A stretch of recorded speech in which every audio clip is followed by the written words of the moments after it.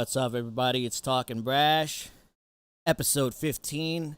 It is Blackout Friday, September 18th. Fucking glad to have you guys along with me for the ride today. Go check out LokiGuitarOfficial.com. There's a tip function. Every time you tip, we gotta do a shot. I don't know if Tracy knows that, but I'll do the shots. Maybe Tracy won't do them with me. He's giving me a look backstage like you've never seen. Yeah, he just got a little worried. But it's all good. It's Blackout Friday. Go to the website, LokiGuitarOfficial.com. Any tip $5 or above gets I'll do a shot. Any new Patreon subscribers, I'll do a shot. And let's have some fun today, man. This should be a good episode. I'm stoked to have Tracy back. It's the second time on the show. And, yeah, I'm going to get him into the screen right now. Here we go. Let's make some magic. What's up, Tracy Byrd? Hey. So I couldn't help it over here. You were talking about doing some shots. Right. So I don't have a lot. The Devil's Cup, bro. I don't know. Yeah. Devil's Cut. It's the only Jim Beam that I like. Yeah, I'm not a big Jim Beam fan. Like, it's got this weird nutty taste. I can't describe what the taste is, but I just know I don't like it.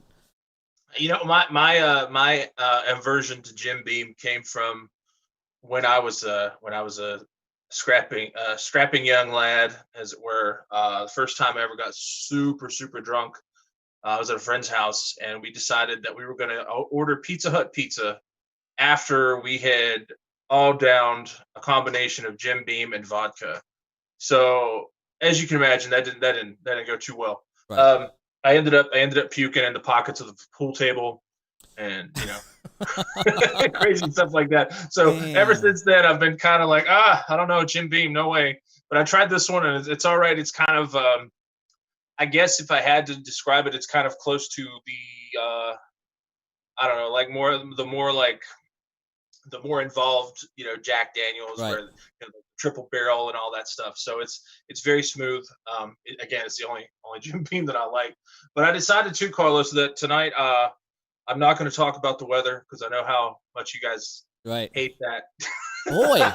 Boy, it got really cool out today, and it's the brisk temperature is just crazy. No, it's funny. I was watching the not the last one, but the one before this one that you did with JV, and right, you had mentioned something about somebody talking about the weather, and I'm like, fuck, are they talking about me? Because I did that. Small talk just drives me crazy. First time I was on. No, you know what? It's just like it's like forced small talk when when you clearly don't want to be on the phone with someone. Like that kind of talk drives me crazy. Like it's just like you're forced to say certain things like, how was your day? And you really don't give a shit. You're just saying things because you're being polite and you need to say them. But like, the conversation probably should have ended fucking minutes ago. Like, how was your day? How's grandma? Is she doing well? No one gives a fuck. You have the goiter removed, stuff like that. Right. I also have I've been catching up on your episodes since I've been on. And I don't know if I have enough F-bombs in me, dude. Like, yeah, huh? especially when you and Joe are doing one. Like, right. I lost count last time. It's tough. I love it. I was like, I want to try to count how much Joe says the F word. And you know what? I've come to deduce that it's more of a Northeast thing. I didn't even notice that he was dropping a lot of F-bombs. Like, I didn't know that was like. That's what I'm saying. I think it's more of I think it's just more of a Northeast thing where, you guys use that word as an adjective. Right. and I don't mind. Like, I'm not saying like, oh, you shouldn't say the F word or anything like that. Yeah. It's just a different, geographical differences, man. Like down here, like somebody has to be super mad.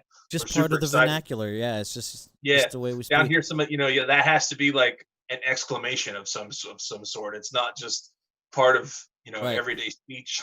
I've noticed that fucking does drive people like to look at me crazy down here because I'm just like I don't fucking want to deal with this, and I'll just say it in passing like, and they're like, whoa, he's really mad. No, right, dude, that's why are I'm you not upset? mad at all. Why are you upset? Why are you upset?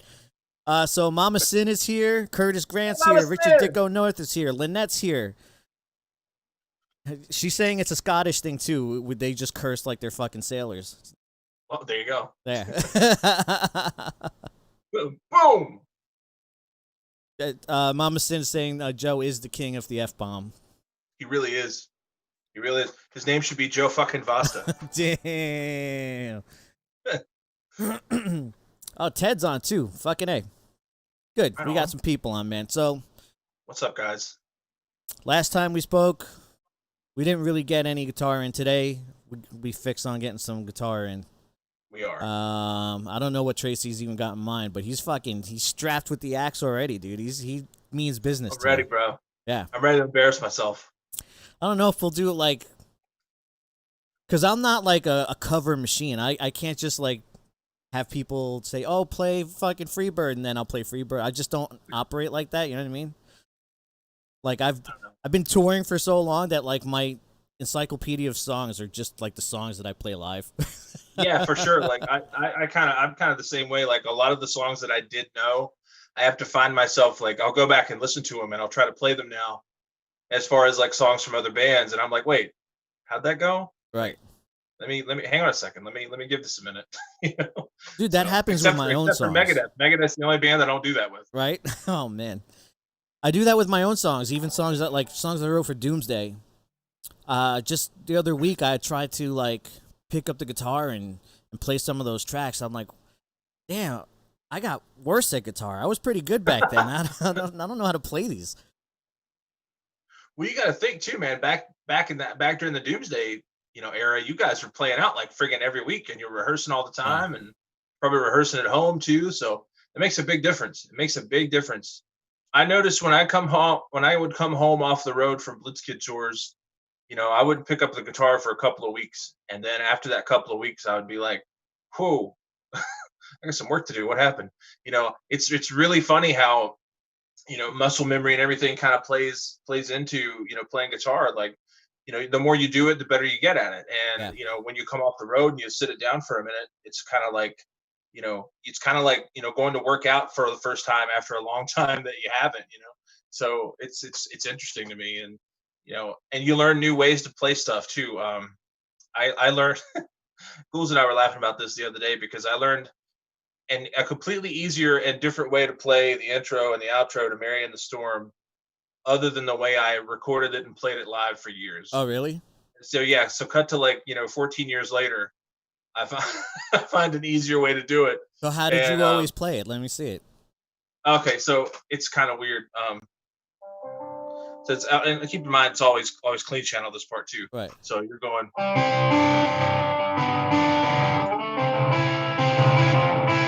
Right, so it's kind of like right. You're kind of like having to. When I did it for Goolsby because he was covering that song, I figured out. Oh, you play the open D chord. And what do you slide up to when you do it that way? That is, I don't even know what kind of chord that is, but I got my No, so when you play it in the open position, what do you slide up to?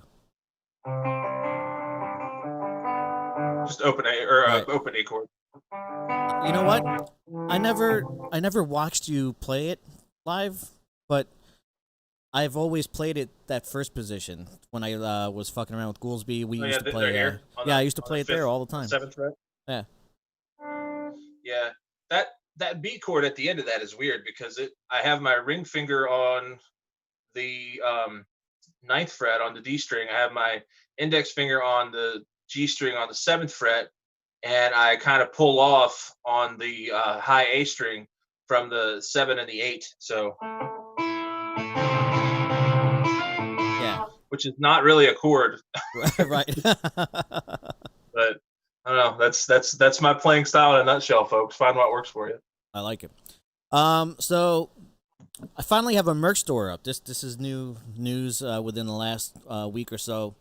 So go to LokiGuitarOfficial.com. You'll see the merch store. Also, like I said, the tip function's there. Any tip $5 or above, I'll do a shot. I've also learned my lesson from these previous weeks. Like, I would do a shot of whiskey, and then like when I was thirsty, I would just drink whiskey. Oh right? yeah. So now I have a gin and lemonade, gin and juice. And then so I'll sip on that while I'm drinking, and then when I do a shot, I'll do the shot of whiskey. But like, yeah, dude, by the end of those shows, I was getting You're fucking hammered. tanked, and that's just because I was doing shots of whiskey and then just drinking whiskey. Yeah, I Oh shit! I say Someone just sent it. tonight's probably. Someone just donated $5. Oh, come on! All right, I've got mine in my handy dandy cup. So, Right. cheers, guys. Hey, Richard Dicko North. Thank you, buddy. Cheers.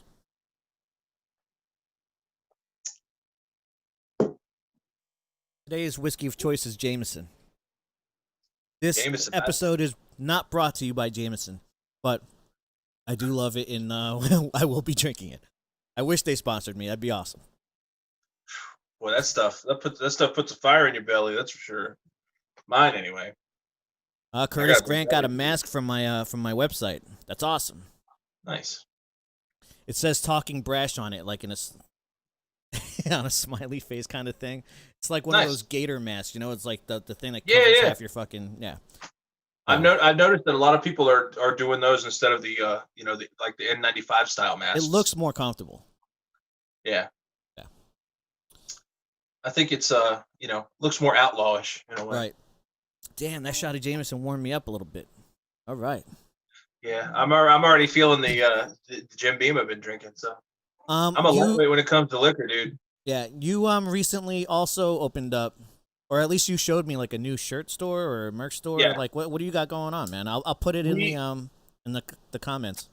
We did a TeePublic store, which is really cool. For any fledgling bands out there, any fellow musicians who are looking to get design all their merch designs done on the cheap, just go to teepublic.com, set up an account. Full disclosure, you don't get a lot kicked back to you as far as sales, but at the same time, I don't have to contact all the old artists that we had to do all of our old artwork because I still have them on hand. I still have the correct images. So you can just upload them to your store once you get a TeePublic store going, and you can upload those designs. They're yours. And they sell them for you, and they print them. They provide the shirts, and you only get like 50% of the sales from each item that you sell. But at the same time, like I said, it totally cuts out the middleman. You're not having to track down a shirt company to do your shirts for you. You're not having to pay for artwork, stuff like that. So if you have all of your artwork saved and on hand, if you have your designs at the ready, you can just upload them to this TeePublic site, have your own TeePublic store, and we have everything on there from, like you said, masks, we have notebooks, we have wall art, we have tapestries, t-shirts, tote bags. Tapestries. Yeah, tapestries, man. Very nice. Yeah, tapestries, tote bags, coffee mugs, laptop cases, all kinds of stuff. And we've been pretty fortunate. Like I said, we still have had every piece of artwork that artists have done for us over the years, and so we just threw it up there, and it's been cool. We've sold a few things here and there so far. It's only been a couple of weeks, but yeah, I would highly recommend it for any band that's wanting to get multiple merchandise items out into the world. That's a good way to do it. They do other stuff too. I mean, we have onesies for friggin' You guys got kids. onesies? Yeah, man. I didn't see the onesies. I went on that site. Yeah. Yeah, they're only on a couple of the designs. I didn't do like all the products for every design. I did all the products for a couple of specific ones, but namely the newest album artwork, I did all the designs for that, or all the products rather for that. But yeah, it's cool, man. They like I said, you get 50% of each sale, and you don't have to pay out of pocket to have things printed. You don't have to pay out, the artists for whatever. If you have your designs on hand, you can just upload them, and there you go. You're all set. Not only that, man, the fulfillment, people don't underestimate what a pain in the fucking ass fulfillment is, dude. Totally. You know what I mean? Like, packaging them up, going to the post office. The post office fucking people hate you. Yeah, they dude. hate you. Yeah, I dealt with that recently when we dropped the new Gathering of None EP back in June. I had 75 pre-orders that I had to fulfill. So, here I was, like, I don't do it all in one shot because, as you said, I don't want the post office to hate me. I go when they're not too busy, like around 2:30, 3 o'clock in the afternoon. Yeah. And I took half of them the first time I went. and I took the second half a couple days. I wised up and got stamps.com. I got my own scale. I have my own printing thing. So I just stick the labels on there, but Yeah. they still hate you. They do. Well, because it's your volume of packages, man. Yeah. When most recently when I did the when I found the Gotham Road CDs in my parents' attic, there was about 250 CDs, and like those Gotham Road CDs went like fucking fast, and I was surprised because, yes, I understand they're original or whatever, but like they've been sitting in my parents' attic for like 15 years. And, like, the cold, the heat, the fucking... Who knows what kind of condition those... Like, I made no promises. I'm like, yo, this CD may not work. You know what I'm saying? Like, but it is an original. Yeah. And, yeah, dude, I sold 250 CDs in a matter of, like, a few weeks. So... Then you had to go mail those out. I had to fucking... Yeah, I was you know, printing them at home and doing the labels at home. But and I would show up with, like, 70 fucking CDs already labeled. But they still have to scan them. And they still have to, like, They still have to pop their little label. They hate that they have to do their job. Right. Yeah, exactly. It's funny, though, too, because, you know, my dad worked in the post office for, like, 33 years. And I can only imagine, like, and the post office that I go to here in Bluefield was the one that he worked at. So I can only imagine, like, the kind of look that he would give me, like, if I, you know, came sauntering in with, like, hey, I got 50 packages, you know. Right. He's like... Awesome. You know, I think it's just the anxiety of seeing a lot of things. Like, oh my god, it's a lot of stuff. Well, yeah, you know, and then people are waiting in line, and you don't want the right. line to get too long, and that's, you know, and that's probably true for like any sort of like retail, because, you know, look at you know, when you go to like a clothing store, or you go to a shoe store or whatever, and you know, you see somebody, you know, in line, say there's a shoe sale, and you know, somebody comes up with like 30 pairs of shoes, you know, and you're like, oh god, you know, really, Karen, you know. Austin David Smith says he works at a post office and he already hates us just by talking about it. So I'm coming to his post office next then. Right. That's it. Be like, yo, what's up, bro? Who do you hate now? Damn. I get weirded out by government entities doing things like, you know, because like I grew up in North Jersey, so to me, like going to motor vehicle was the worst thing you can fucking possibly imagine. And like I just imagine everything working like motor vehicle. Like right. Every office is like that. Right. Yep. Yeah, dude, that's true. Like I have nothing good to say about any time I've been to the DMV, you know. Yeah. I'm like, this is how everything works in the government. DMV. Fucking This is the picture perfect example for everything in the government. It's like that Primus song, man. I've been to hell. Right. Spell it DMV. Man. Fucking so go ahead. So last time we talked pretty much about Blitzkid. So what do we do? Do we talk post Blitzkid today, or? Well, there's post Blitzkid. There's also just random shit that I'm interested in, because I know, for example, I know when I go on the road. Yeah. And I know for a fact that you have this too, because I talked a little bit about it with Goolsby, like when we were touring. But before we leave, there are like set things that we want to eat before we leave. Like, before I leave the house, I know when I go to Cincinnati, I want this. When I go to Kentucky, I want this. When I'm in Chicago, I want this. Oh yeah, dude. Yeah. So like, just off the top of your head, like I want to know what you get fucking stoked about. Like, all right, like we gotta fucking. I know we're playing this place and we have a day off. Maybe I definitely want to go here. This has to be a place we go to. Like off the top of your head, what's your favorite shit? Okay, so there's a chain Mexican joint down in Florida. Right. I can't remember the name of it right now. But there's a chain Mexican joint down in Florida. It's kind of like Florida's version, like that regional version of Qdoba or Chipotle, or you know, that style. Yeah, or Moe's or what have you.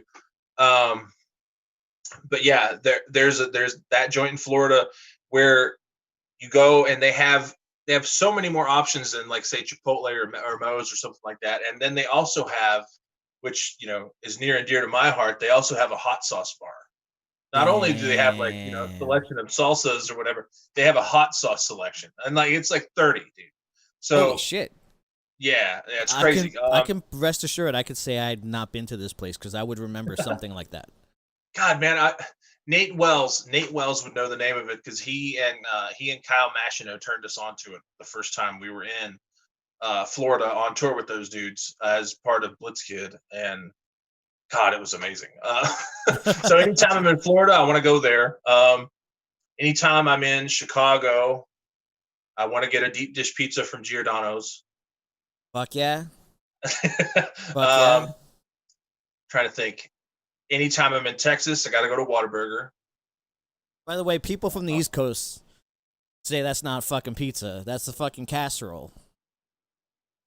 I don't get it, dude. Like casseroles aren't round and cut into triangles. I don't know. But I most think of them aren't cut in a exceptions to triangle. that. Most of them are deep, right? And they're in a square and they're cut in squares, like a Sicilian pie, but not. Right. Except for like Giordano's and a couple of other places, like Tony Luke's, Right. in Chicago, like all those places. They cut them. They serve them as pizza pies. Oh yeah. And like, dude, I challenge anyone, and I'm a big man. Like I challenge anyone if you can finish 2 slices of deep dish pizza from Giordano's. Damn. You are my hero because I finished 2, dude, and I feel like, man, I got to take a long nap. Right. Trying to think of where else. It's So the they have kind of shit that Whataburger in just Texas. it just fucking hurts you, right? Like you're done. You're like, that was delicious, but boy, I Yeah, hate dude, myself.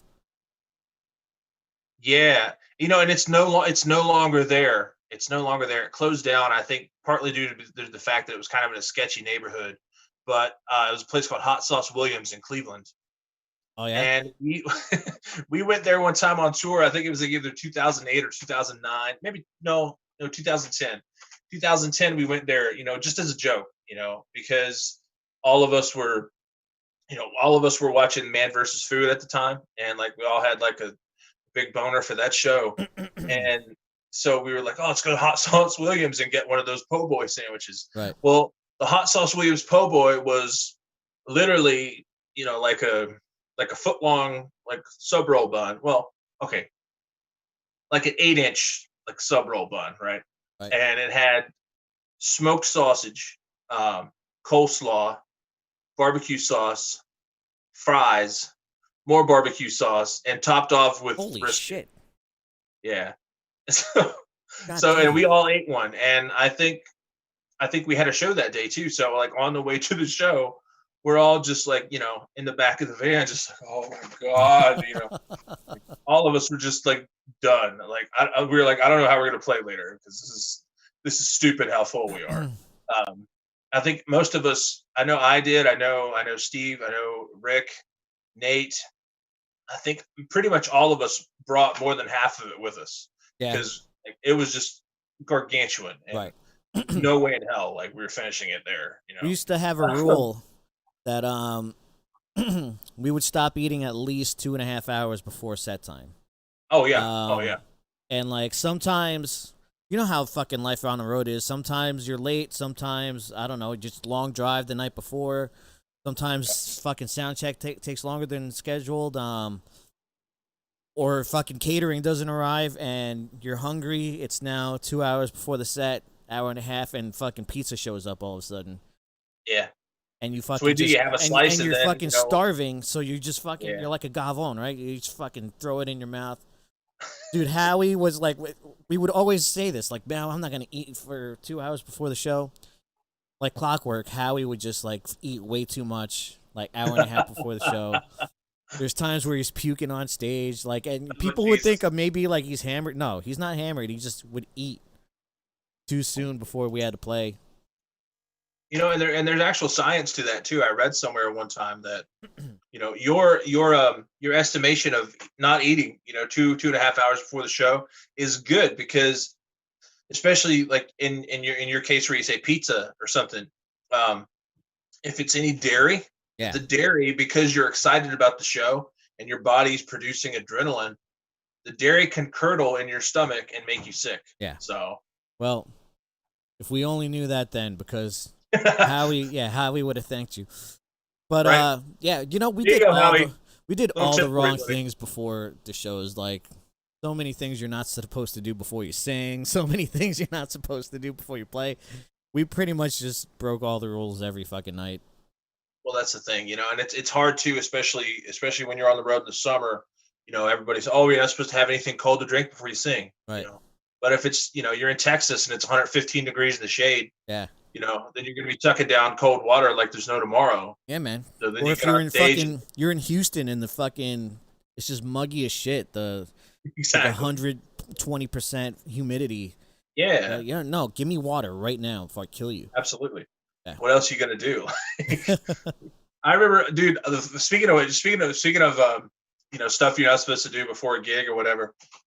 When we were on tour with Face to Face and Strung Out in 2011, and it's funny you say that city because this is where it happened. We were in Houston, and the venue we played, conversely, next to the Face to Face Strung Out Blitzkid show.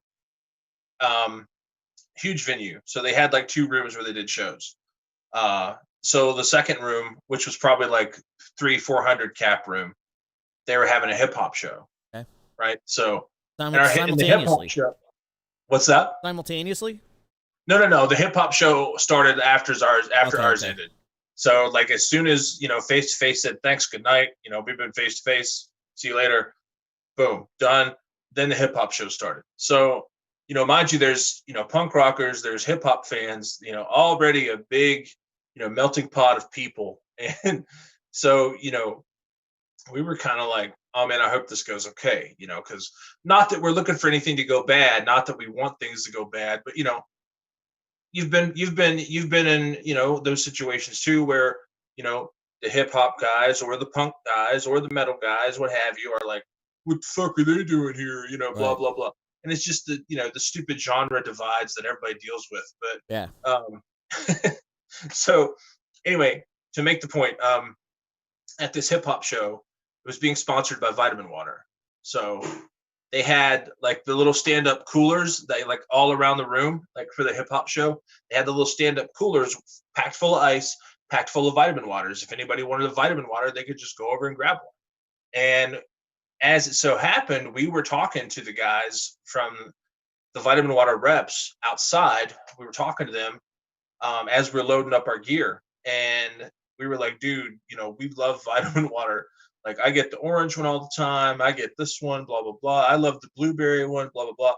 So they're like, oh, well, we'll hook you guys up with some cases. Dude, they gave us 12 cases of Vitamin Water.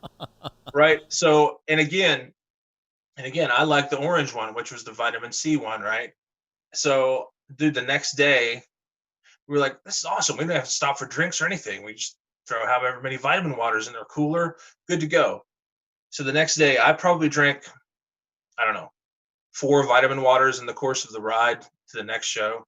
And, let's just say, by the time I got to the next show, after we loaded in, got everything on stage, backline set up, and the other band that was on tour with us, the Darlings, started their sound check. We were after them. Just put it this way: during the whole Darlings sound check, I was in the bathroom because I've OD'd on vitamin C at this Right. point. So there, that's another instance of learning not what to do. Yeah. I used to have a love-hate relationship with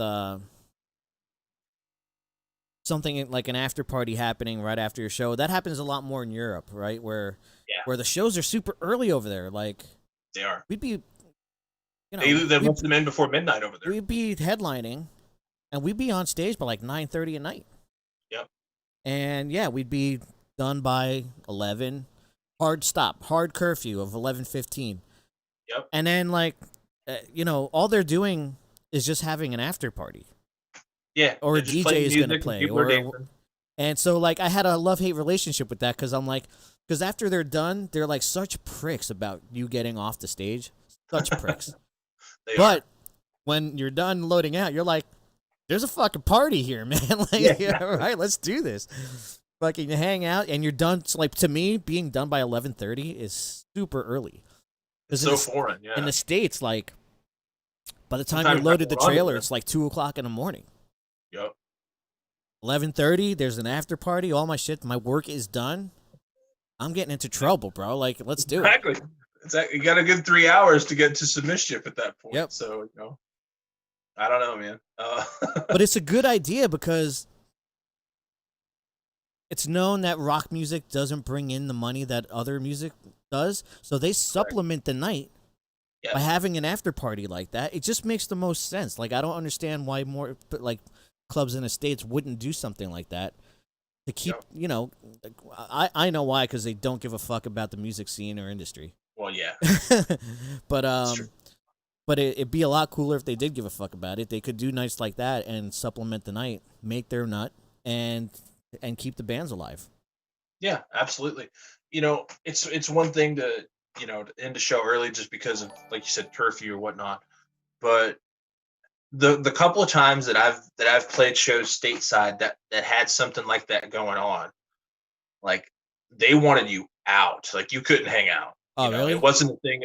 It wasn't a thing of where like over in Germany or Austria or whatever, where you play and then they have like an after party, and they're not necessarily playing the type of music that was just featured live, but they're playing in the ballpark of that. Yeah.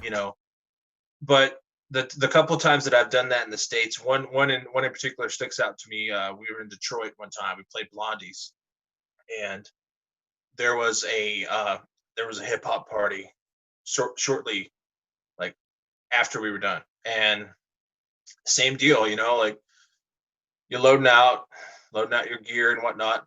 And dude, but this was different because whereas it felt the same at first as like something that would go on over in Europe or whatever, right.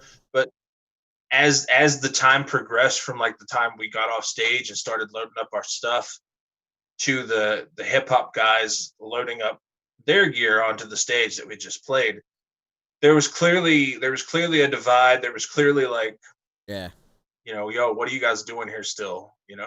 Kind of like, fuck off the stage. Yes, get out of here. This is our turf now, kind of thing. So yeah, we very, post haste, as it were, took our gear to the van and just went and settled up with the guy that ran the club, and we got the hell out of Dodge because we were under no uncertain terms were we given the vibe that we were not welcome there once we were done. So we were like, okay, we're leaving. Well, that shit sucks, but yeah, and that was like, it's a bummer. Like, I don't have a problem with you guys, like, none of us do, dude.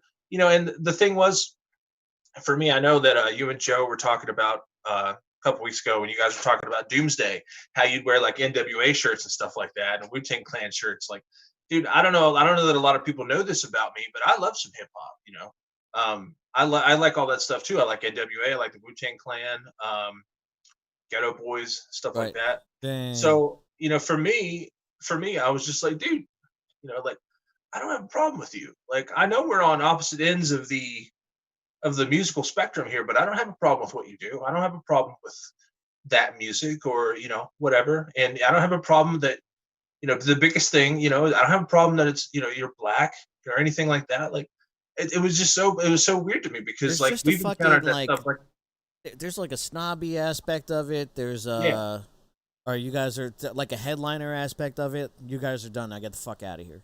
Yeah, exactly. I think more so than anything, I think that's what it was. It was like, okay, you rock guys have had your fun. Now the music that people actually care about here in Detroit is going to happen. So I'm like, all right, that's cool. Whatever. So, I never go looking for a fight or looking for a confrontation. So I was just like, yeah, man, cool, we're out. We'll get out of your way, no problem. And I don't know. I just found it silly because, like I said, that's one of the times that's happened where I've just been like, dude, we're kind of on the same team here. Right. Hip hop is just as anti-establishment as punk rock is. So what are some more memorable like times you've shown up to a venue and you're like, what the fuck is happening? um, Because I'll tell you, oh there's a god. couple of things for me. I'll give you an example of what Uh, I'm talking about.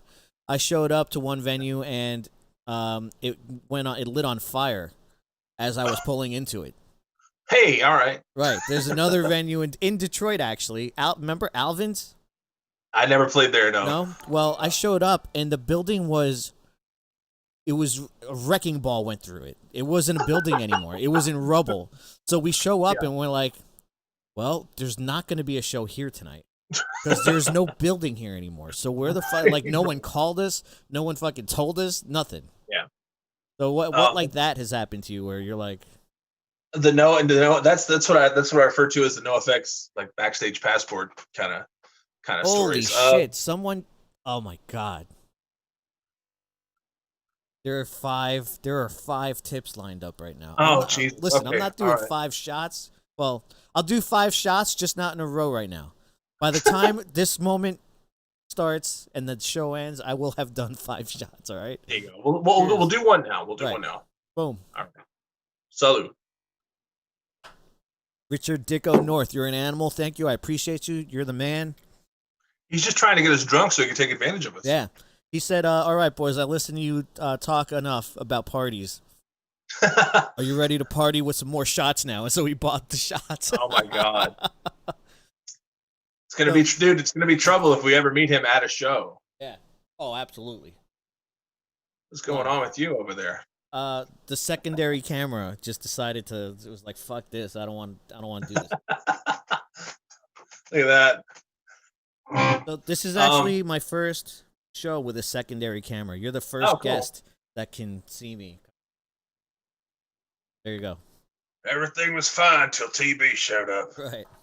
That's what they're gonna say. All right. So you show up and the venue is on fire. No. All right. So tell me like the craziest shit where you show up and you're like, what is going on here? All right. So the first time we ever played in Bamberg, Germany, which is in the Bavarian area of Germany, very old school, very, old world, beautiful countryside kind of place, Right. kind of region of Germany.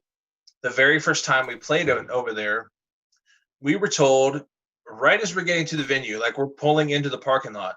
Oh yeah, by the way, the promoter for this show, his name is Pernod, and he used to be a white supremacist, and he's had death threats and everything, because he is no longer he's no longer a white supremacist. He's learned the error of his ways. He's no longer a racist. He's no longer a neo-Nazi. Right. But just be careful. All right, have fun. Here's Lodan. So Damn. that was one of the situations where we're just like, oh, cool, okay, Cool. All right. and, Don't expect nothing at all here.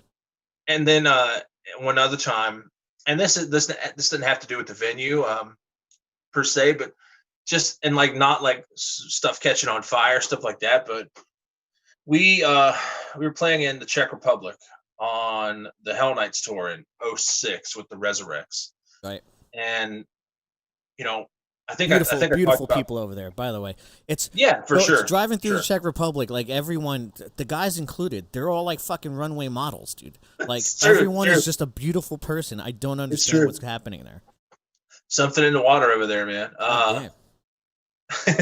But I'm glad you said that, because I literally thought the same thing. Like the first time we ever went, I was like, my God, everyone is beautiful. I do not belong here. I do not belong here. They're gonna be like, who put the fat troll on stage? No, we got the Czech Republic, right? So we load in, sound check, and they're like, if you guys want to take showers, follow us. And mind you, I think I talked about this a little bit with you last time. Was there was a point on that Resurrects tour in 2006 where I didn't shower for like a week because the shower facilities were not as clean as me just like, hitting my highlights up with some baby wipes. Right. This was one of those occasions because they literally took us outside the venue onto like a little concrete, abutment right outside the venue where they had a water hose hooked up to a bucket. And they're like, if you guys need showers, Here you go. And I'm like, I love when these things happen, by the way, with Goolsby around, because he'll give you like if it's being explained to you guys and he's there, he'll give you that side look, like yo, I know exactly what you're talking about. you I know fucking hear exactly what what you're this talking fucking about. guy's saying to us right now. He'll give you Yeah. that side look, like yeah, it's amazing. Like out of the corner of his eye, he doesn't look at you directly. He just kind of like, side eyes you, like, are you hearing this shit? You know. It's Yes, I hilarious. am. Yes, I am. Yeah. It's funny that like those are two that stick out, as far as like going, oh my god, like, all right, well, this is gonna have to, we're just have to suck it up and make this work, kind of thing. Um, never anything like the wrecking ball going through the venue, or the venue, catching on fire when we Bro, got there, or anything like that. But crazy. I guess I just have bad luck because like there are times in Gotham Road where we would show up the day of the show. Like I would have advanced and everything, but we show up to the show and there's no show. oh my god, The venue would be closed, and like one time that happened in El Paso, and dude, I searched like the magazine for like nightlife of what's going on. yeah, yeah. And in El Paso specifically, I remember we played a show. We jumped on a Skrillex. What was that band Skrillex was in before he was Skrillex? Do you remember? Was it from first to last or something like Yeah. that? So I don't know. I'm sorry, I know that, by the way.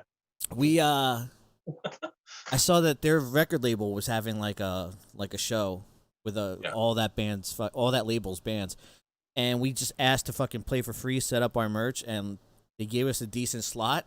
And Nice. yeah, we played with fucking first to last with Skrillex before he was Skrillex. But that was out of necessity, bro. Like we showed up, our show was not a show. We had to find something. That's actually At a what are you great, gonna do? you know, on that tour we were roughing it, dude. And I remember earlier that day, a bunch of us just walked over into Mexico, walked around. Germs is chasing the dude. Germs scared every Mexican in Mexico from the I'm not the surprised. border to where we walked. He scared everyone because he was like, Yeah. you know how he ran around like, Oh and he yeah. made that noise. Well, he was running around like that, chasing the pigeons, and he was just scaring everyone away. And I'm surprised we didn't get kicked out of Mexico. But in the meanwhile, while we're doing that, our singer, he needed to take a shit, and he went to the Burger King bathroom, and he's doing his business. He's finished up, and he looks over. There's no toilet paper, Oh and no. so he used his hat to wipe his ass, and then just left his hat there. But yeah, that was El Paso. It was just a day full of great things. Wow. So Follow that up, bud. I don't know, man. I don't know if I can. Trying to think here. I know there. The thing that sucks is I'm gonna get off of this thing with you, and then like 20 minutes later, I'll be like, dude, I should have told you this. Right. You know. Well, there's so much, right? Like I say this to Yeah. Joe all the time. Like, unless someone jogs my memory a little bit about something, like my life it literally has been like a crazy tornado through 20 years. Yeah, it's a blur. It's a blur, man. Yeah. And unless I hear like keywords or like you start the story, then I'll be like, "Fuck yeah, I remember that happened now." Right. Yeah. I'm the So same way, man. It's fucking tough, man. There's a lot that's happened. It is. It is. The one thing that does stick out to me that I just thought of, no lie, is the first time we ever played Finland. We played Helsinki. I've never played Finland. Dude, Finland's crazy because it was like 3 p.m. It was pitch black dark already. Oh my god, it's crazy. Pitch black dark, middle of a snowstorm, and so we get to the venue, which was a hotel. So we load in. We get our dinner, we play, and it's so great because unbeknownst to us, punk and metal and hardcore kids in Finland, their way to say, hey man, great show, when they're talking to like a musician from one of the bands they just saw or whatever, their way to greet you is to headbutt you. Get the fuck out of here! Really? No, for real, for real. And like, because I remember this guy comes up to me, and I'll demonstrate with the bottle. He's just like, fucking TB, TB, and he's looks up. So like, the Jim Beam bottle is the back of my head, right? So fucking TB, and he's got the back of my head. Fucking TB, great show, man, great show. Bam. Just headbutts me, bro, and I'm just like, oh, thank you. Brian Kellner and I would get along very well with people there. So, but now the best part of the story is this guy goes and talks to Goolsby afterward. Don't tell me he headbutted Goolsby. I'm not giving Goolsby a heads up because I didn't get a chance to. Because you bastard! Immediately after he sees me, he goes over to Goolsby and starts talking to him. Same thing. Goolsby, fucking great show, man. It was awesome finally to see you in Finland, right? And then Goals is like, I don't know. The only way I can describe it is someone calling off a bad dog. He goes, no, no, we don't do that. You don't do that. That's hilarious. And he comes over to me afterward, and he's like, dude, some guy just fucking headbutted me, man. And I was like, yeah. And I described the guy to him. He's like, yeah. And I was like, yeah, apparently, as explained to me, I was like, that's what they do. That's how they show their appreciation for the artists in Finland here. What an amazing. What the fuck? I was like, I don't know. He was like, I felt like I was calling off like a bad dog because I'm like, no. So the audience here has questions. Okay. Someone saying, ask TB how many times someone has drank his chew spit. Who said that? Jonathan Resendez. Oh my God! Well, I know that because he says, Peter "I know I have." That's what he said. Yeah, he did once. Peter did once too. I think that's about it. Someone's asking, "Do you remember the thong incident in Dayton?" What is it? The thong incident. Who asked that? J.G. Shepard is asking. Oh, of course I remember the thong incident in Dayton. That was when. Okay, so we used to play this joint called the Night Owl in Dayton. And I don't know if you guys ever played there. I don't remember. But it was a weird joint because it was set up kind of like CBGB's. It was kind of long, but it was narrow.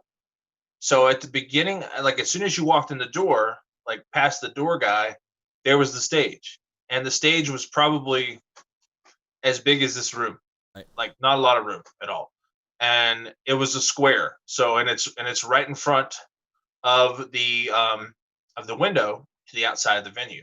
So you could walk by this place and see the band playing from the back. You know, you could see the band from the back. Well, our friend at the time, Kyle 13 from the Jackalopes, he was in the Jackalopes? Yes, he was. Yep. I did not know that. Yep. Kyle 13, he played for the Jackalopes, and then he played for the Loveless for a while. I remember Gigi being in the Jackalopes. I don't remember. Yeah, Gigi was in the Jackalopes. Rev Chad Wells was in the Jackalopes also.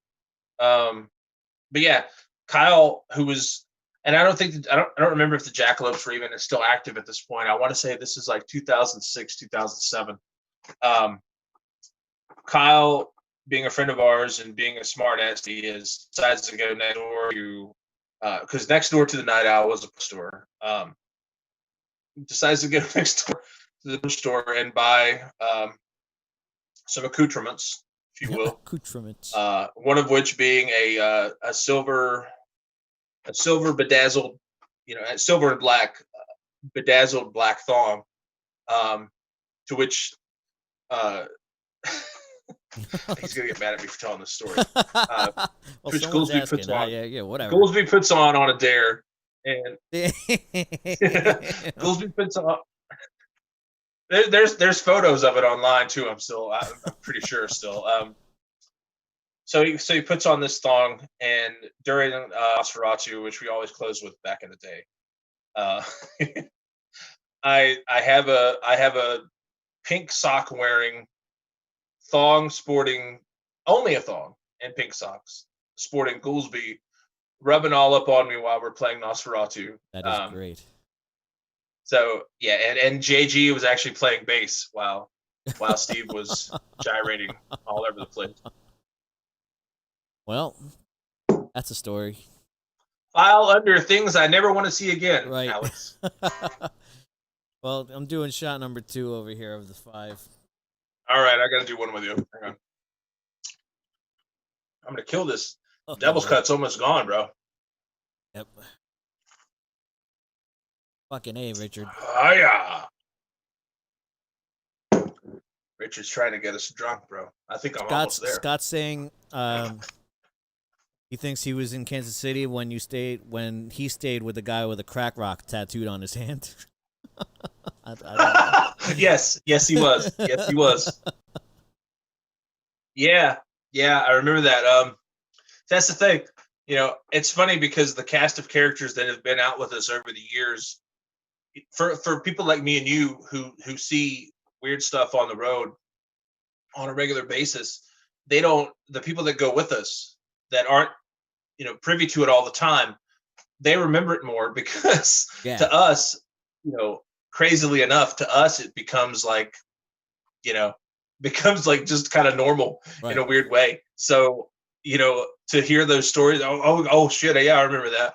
But yeah, we totally stayed at a house in Kansas City, and the guy totally had a tattoo of a crack rock on the upper part of his hand. That is ridiculous. That was interesting. There were some places we stayed, man, where we didn't know like if we were gonna wake up alive. Yep. I'm sure you guys have had those too. Definitely. You guys one upped us though. We've never had like full on guns pointed at us and shit by people, but yeah, that shit sucks, man. Yeah, that's no fun. That's no fun. But and even the short runs that Aegon has done, we've seen like crazy stuff too. Like there was a girl we played Melodies, which is a club out of Beckley, West Virginia. She's no longer there. We played there back in 2017, and for whatever reason, there was just a girl there who, had imbibed of something. I don't know what it was, but it must have been pretty good stuff because she was all about just hula hooping while we were playing. All right. While every band was playing, like she was rocking with her hula hoop, dude, and I'm just so we're just like, does she have a hoop? Yeah, she has a hula hoop. Okay, so I don't know. I'd like to say I saw some cool stuff on the when we were touring with Vegora, but I only saw the back of a box truck with no windows. So right. The budget rent a box truck tour. Let me tell you, there is no one else in my stature that would ever deal with that shit. No, absolutely not. Absolutely not. The fact that you showed up in Rhode Island and were like, yeah, well, whatever, cool. Box trucks. So what we got is what we got. Right. So, but I was given a different. I was given a different bill of goods. Like, oh, we had this van. Yeah. We rented it. We rented it out or whatever. And no, it was a fucking box truck, and like, the front cabin could only fit 2 to 3 people. If someone shot bitch, it was 3. But I was like, whatever. I'm not gonna fight for going in the front. I'll just going in the box truck with all the gear. So I had a fucking lawn chair. Yeah. And with a flashlight. Yep. And like the only reason I knew where I was going was because I had GPS. Like, oh, we're here. Like I could not see anything. So like, I know it was pitch black back there. Dude. If the fucking if I just hear like horns all of a sudden, like I'm like, oh fuck, are we gonna die right now? Like I don't know what's happening. I don't even know what we were thinking, man. Like, because I if I remember correctly. Vaguely, John would sit back with me on those days, like he. Yeah, if I remember correctly, I think what happened was the van that we were going to rent was going to be like $700-800 or something stupid like that for like 4 days. 4 days, dude. So we're just like, no. And then so we got, we were like, oh hey, well, a budget box truck, a budget moving truck, box truck is, like $40 a day. Okay, let's do that. And never mind that, 3 people had to sit in the back with all the gear, with no lights, no like safety belts, Did nothing. someone get pulled over? We got pulled over at some point. Yeah, we got pulled over at some point in on the way to Buffalo, I believe it was. And because if you remember correctly, we played Buffalo at Mohawk's place on that jaunt, and we got pulled over at like a. That's right. They pulled us over at like near our rest stop. So I remember now, and I just remember hearing like the conversation, like you hear the cop walking up. I just hear footsteps, and like, who's driving the truck? Drivers, give me license, registration. Yeah. I'm like, well, this is where the tour ends, right here. Yeah, like, that's it. All right, let's go home. Or let's go to jail. One of the two. John says it's because a tractor trailer called the police on him while he was driving. That's right. That's exactly right. That's exactly right. We cut them off or something, I think, and they called the cops. Who calls the cops on you after you cut them off? That's crazy. I don't know. Some pussy truck driver, I guess. Yeah, pussy truck driver. Fucking, I don't know. But yeah, there were several moments in Vegora like that where, it's just like, what are we doing? Like, how are we getting to this point? How are we getting from point A to point B? But we always made it happen somehow. I can't believe we finished that tour. It's crazy, dude. Like, how the fuck? I can't believe I did that tour. How the fuck we got, because by the time we drove out and drove back, we were gone for like 6 days instead of 4. Yeah, there were 4 shows, but there was like, 6, like nearly a week, so, and the fact that we made it back, like in one piece, in the box truck, in the budget rent a box truck, I don't know. It still boggles my mind. Like, luckily I was up front with John most of the time. But those guys, after you left that band, those guys bought, I guess, a van that they were converting to like this.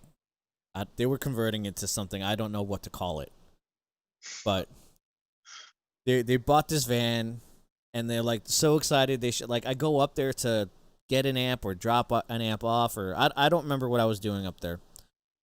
But they're like so stoked to show me this van that they're converting. And I told Pete right then and there, I'm like, yo, if you leave on this van, your band's going to break up. This is a van that breaks bands up.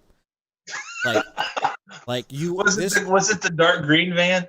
I don't remember what color it was, but they were trying to convert it. They like gutted it out. I'm like, this is the worst idea ever.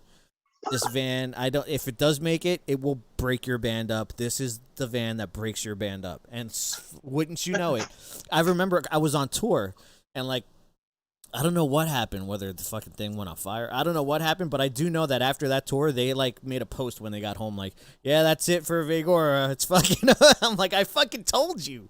That's that's a tour breaker upper, man. Well, from what I understand, that van you're talking about, I'm not sure which one it is, but from what I understand, that van caught fire like a couple times, like while they were out on the road on that tour that summer, and they were stranded. That's got to be it. Yeah, they were stranded outside of San Antonio, Texas, for like freaking like 4 days, waiting on the van to be repaired. They almost didn't make the show that they played, that Justin's band had set up for them at that point, because the van broke down like an hour outside of San Antonio. Right. And that van sat outside an hour of San Antonio for like 2 days before, somebody towed them out, and and then they had like 2 more days, I think it was, before they were able to go. So they were just stranded in San Antonio, just sweltering heat, middle of the summer. God, that would force me to be like, you know what? I'm fucking out. I'm done. Thank you, but no. Like I would have hopped on an airplane right then and there. Like, yo, yeah, you guys figure it out. Seriously, I'm flying home. Yeah. I'm flying home, man. Screw this. Someone's Yeah. asking, correct me if I'm wrong, but did Blitzkid ever play with the Deftones, or maybe in the same festival as the Deftones? I don't know. Did you ever play with the Deftones? Not to my recollection. We played with a lot of killer bands over in Germany on the festivals we do over there. We got to play Summer Breeze 2007 in particular. We got to play with freaking Soulfly, Maroon, Profanatica, Tankard, Right. all these killer bands. Volbeat was on that festival as well. You know, regardless of what you think of them, they were still an upcoming big name at the time. Why would you say that to me? Huh? Because I know like a lot of people are like, oh, fucking Volbeat, blah blah blah. You know, and I like them. I don't care. You know, I would tour with Volbeat in a heartbeat. what's that? I would tour with them in a heartbeat. Absolutely, dude. I have love for Mike Paulson, Volbeat, because he has one of these. This is his main guitar, a Viper Standard. I was talking about Vipers with Joe the other day, that because he wanted an SG type guitar, and the best SG type guitar since the SG. Right. I don't think I've actually played on your Viper. What's that? I don't think I've actually played your Viper. I don't think you have. I think Joe has. I don't think you ever have, though. I know that we had it on hand when you were out with us on the Vegora run, but I don't think we have. And I think I was using that kind of as a backup at that point because I had the white one at the time that I was playing more than anything. But yeah, we had it on hand, but I don't think you ever played it though. But I remember saying to you, like, hey, if you break string, whatever, you know, just grab my Viper, grab the black Viper. And I don't remember what I was playing at the time. I don't remember what guitar I had. I want to say it was that like gray, like kind of tiger stripe finish. Oh, it was the Music Man thing. Yeah. Music Man, yeah. That thing was awesome. That's a sick guitar, dude. Sick guitar. Speaking of guitar, I guess we should play a little, huh? All right. Or I don't know, dude. Guys, listen. I'm kind of in the bag right now. Right. So what you hear is what you get. Right. Be like, God damn, TV sucks on guitar. What's he doing? Oh, he drank some Jim Beam. That's what happened. Shadow number 3 here. Might as well. Whew. Man, that stuff is potent. So, as we play guitar, I guess I'm going to ask you about A Gathering of None now. Okay. You guys are doing a bunch. What exactly is going on with A Gathering of None this moment? I mean, you know, same as a lot of bands for, you know, that are dealing with, you know, the COVID-19 world that we're living in. We're just kind of waiting to see like when we can go play live. We are actually going to be doing we're in the process of, I should say. We're in the process of remastering and remixing our first EP that we did, Purging Empty Promises. So we're going to release that with all new mixes. We got a hold of the original tracks from Clay Neely up at Black Coffee Sound in Williamsburg, Mass. He lives in Georgia now, so took a minute to track those down. He had them. He just had to get them transferred over to a hard drive and whatnot. But so we got those. We're remixing those, and we're gonna release a couple of demos that were from that album as well. That actually ended up on Nothing Left to Lose, and there's some 4-track demos that Chris and I did like in his basement that ended up on Nothing Left to Lose. One of which did not, which is like a completely unheard song that nobody's ever heard at this point. We're doing a new version of a song called Crying Wolf that was originally slated to be on Purging Empty Promises, but didn't make it because I didn't feel like it was the song that needed to be on there because it kind of felt more like a Vegora song I don't think a lot of people realize, like, when I wrote the songs that became pretty for Gathering of None, I had pitched them to Vegora as well, um, as Vegora songs. However, they thought that they wouldn't be good for Vegora as well. So I just recorded them myself, and that's what became the first A Gathering of None EP from Yeah, Purging that Empty first Promises. run of demos, awesome, dude. It's awesome. Thank you, thank you. And like I started becoming partial to the demos, because like you'll know this as an older man, you hate when things change from Yeah, what you know. So when I heard the newer recordings of those same songs, I'm like, nah, demos where it's at. no, no, I get it, I get it, I get it because in that same regard, I kind of felt the same way. Because once I heard the song was kind of mixed and with the extra bells and whistles and whatnot, I felt like they sounded great. Don't get me wrong, but I felt like they had lost something. They had lost like the purity, I Right. guess, of the demo versions. Not that they were bad; they weren't bad by any means, but I just felt like the demo versions felt like to me a band you would listen to in the '90s that you just discovered somehow Yeah. off of like That's exactly how I say you're watching 120. Yeah, exactly how say I you're felt watching about it. 120 minutes at like 2 a.m. When 120 minutes was on in like 1993, and a song like "Just Be Still" or "Fading Away" comes on, and Right. you're like, oh my god, this is my new favorite band. That's kind of the charm that the demos had for me, and hearing them kind of mixed and triggered and whatever else. Because I played drums on the first Gathering of None EP, guys, and trust me, the drums needed to be triggered. I promise. Um, I promise they needed to be triggered.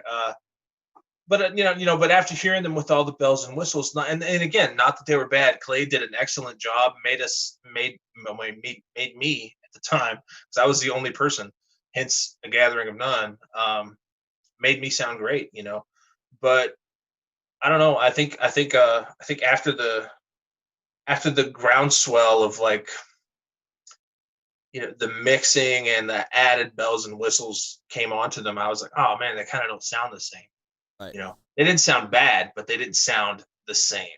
And so I'm excited for people to hear the mixes as they were intended. Um, you know, kind of a little bit raw, a little bit more just from the floor. Yeah. The So one we're track working on is that. especially that came off that original demo, Abandoned Ship, is just one of those where you got some magic that first time you recorded it, and it's such a That's, delicate song because there's so much space in between yeah, everything. yeah, You know what I absolutely. mean? It's funny you say that because you and Justin share the same opinion on that song, because he's like, dude, he's like, I don't know why you even tried to re-record that for Nothing Left to Lose, because the demo version fucking ruled, It's just and perfect. there's no way you're gonna top. It's just So perfect. It is what it is. I'm like, okay, well, we did anyway. So, but you're right, and now I listen back to it because you have to understand, for everybody watching, you have to understand, like, Abandoned Ship was created in mind with, this is going to be a Gathering of Nuns Smashing Pumpkins song. Yeah. There's like And that's there's like totally four what it tracks of reminds folk you of, guitar on that like song. what was the song they had on the single soundtrack? Drown. Yeah, yeah. It's That not song ruled. exactly that, but it's It's got very that kind close. of vibe, yeah. It's very close. Yeah. And it's funny that you say that, because another person that we're both friends with actually mentioned that to me. Um, Chris Kirkham, aka Mm, Nimvent, the um, Nim Vind. to protect us from Face Force. Um, Nimvend actually said that to me when I let him hear that song. He said, man, that's kind of cool. He's like, it kind of has like a drown from Smashing Pumpkins vibe. And literally, you're the only other person that's ever said that to me about that song. So that's cool, man. And I love that song, but that was like the furthest thing from my mind when I was writing that song. Right, I wanted more of a Soma type vibe right. from Siamese Dream. I was going for that, with the quiet and the loud and the multi-layered clean guitars and stuff like that. But yeah, that the demo the demo version. is so much better It than almost what came out on Nothing Left to makes you Lose. forget what a great band Smashing Pumpkins was. You know what I mean? Like, and that's the thing.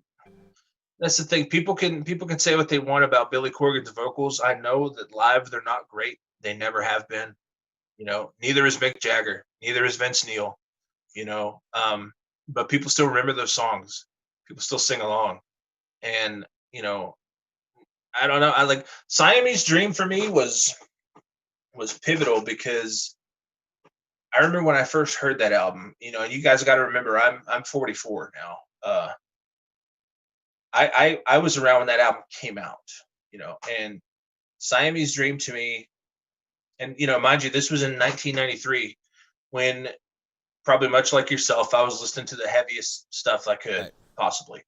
And then I heard Siamese Dream and that guitar sound, just that big muff guitar sound, multi-layered big muff guitar tracks with the Marshall JMP preamp, like 1,400 tracks of that. It was heavier than any death metal or thrash metal guitar sound I'd ever heard at the time. And it just blew my mind. So when it came time for us to start demoing, for me, start demoing stuff for Purging Empty Promises, I'm like, Clay, my engineer at the time, shout out to Clay Neely. He was very well versed in Smashing Pumpkins and Siamese Dream, specifically because there's an article, if you get a chance, I think it was put out by Guitar for the Recording Musician or Guitar Magazine or something like that. I used to love that. Like, do they do that shit anymore? Like, because there's a bunch of CDs I used to have like that. One of them was an instrumental record by Blue Saraceno. Yeah, dude, it's still one of my favorite records to this day. But like, they used to do shit like that all the fucking time. Absolutely. But yeah, there's an article in one of those type magazines. You can read it online, which is what I did. Which was the inspiration directly from for tracking some of the stuff the way I did on the Purging Empty Promises EP. Billy Corgan for the Smashing Pumpkins song Soma, there are 58 tracks of guitar. That's crazy. 58, dude. That's crazy. Like, and this sure is some of them are just doing like just like little sounds. Yeah, there's just like little ambient noises and stuff, totally. And because I can't fathom recording 58 tracks of guitar analog, because that's what you were dealing with at the time. You were dealing with, at the very least, you were dealing with maybe DAT tapes. You weren't dealing with Pro Tools or anything like that. You were still recording to reel. You were still recording to analog. So Shadow number 40. Here we go. I'm almost gone, bro. Fuck Richard, I hate you. I got like every time I one do and a a half shot, shots left. I hate Richard more every time I do a shot. Richard North, man. So, what was the first Aegon song that you knew was not Vigora, that you wrote specifically? You already had Aegon in your head, and you wrote it specifically for Aegon. Pathways. Yeah. Play that riff for me. I gotta shoot him down for you. Damn. That's right.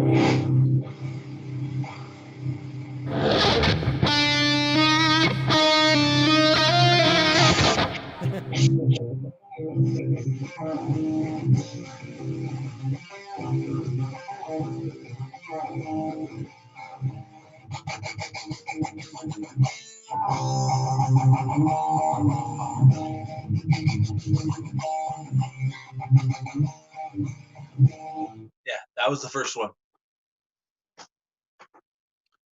And did you have a bunch of songs already from Vigora? Like, how many songs were you already having the pike? Like, I had 8 songs. We had because that's what a lot of people don't realize is, which is cool about us, re-releasing Purging Empty Promises. Purging Empty Promises was originally going to be 8 songs. It ended up being 4 because I thought, well, let's take the absolute best of the 4 and we'll release those, and then maybe release another EP, like 6 months to a year later. But the other 4 songs actually ended up going on Nothing Left to Lose. But yeah, I had eight songs ready to go. I had 8 songs ready to go. I recorded, and I recorded those all in a weekend. I recorded 8 songs in like from like Friday to Sunday evening. Right. So at Black Coffee Sound in Williamsburg, Mass. Was And just that was it. You know, was like Just there Be were the Still 8 songs, and then was Just Be Still before you knew that you were gonna do Aegon, or was Just Be Still? no, I wrote written Just for- Be Still specifically for Aegon. Okay. I didn't know it was going to be Aegon at that point. I didn't know it was going to be a Gathering of None at that point, but I wrote that song specifically for, you know, at the time I decided like, okay, I'm going to do a project by myself, and you know, I don't know what I'm going to call it yet, but these are going to be the songs that I record, and that was absolutely one of the songs. Also, just another one of my favorite fucking songs. Thank you. You know, it's funny because you know a lot of people say, "Oh, this sounds kind of like Creed or whatever," and I'm like, "Nah, dude. If anything, that sounds like to me, it sounds like, you know, Helmet, Handsome, you know, that type of Right. You know, with more melodic vocals for sure, but And that you know, verse it sounds more like verse is super clever, man. Play the verse. Okay, so.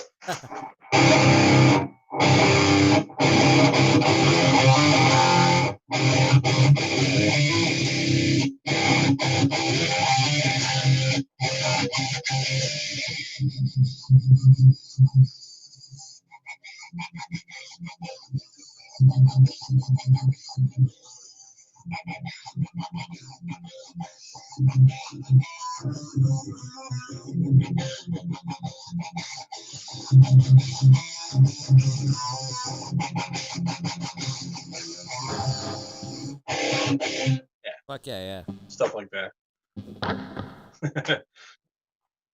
By the way, ladies and gentlemen, if you want the guitar sound that I have, you can order yourselves a Marshall DSL 20. It's 21 head, and believe it or not, a Behringer Tube Screamer clone overdrive pedal. That's what we're working with, folks. Doesn't take breaking the bank, man. Right. If you're a good player. Fucking what is your favorite Megadeth riff to fucking play? Actually. Hang on, gotta tune up.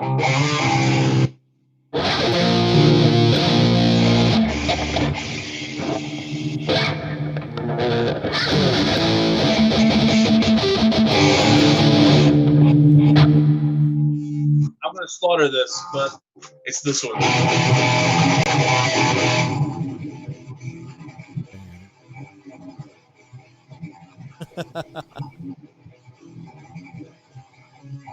And then, guys, it goes into this.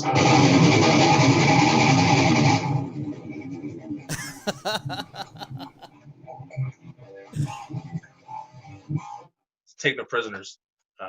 Take no shit. Which I did in fact slaughter. Sorry, Dave. Yeah. Oh. That's my favorite Megadeth song. I mean, you were close with Tornado of Souls. Tornado of Souls is my favorite Megadeth song for lead work. Absolutely.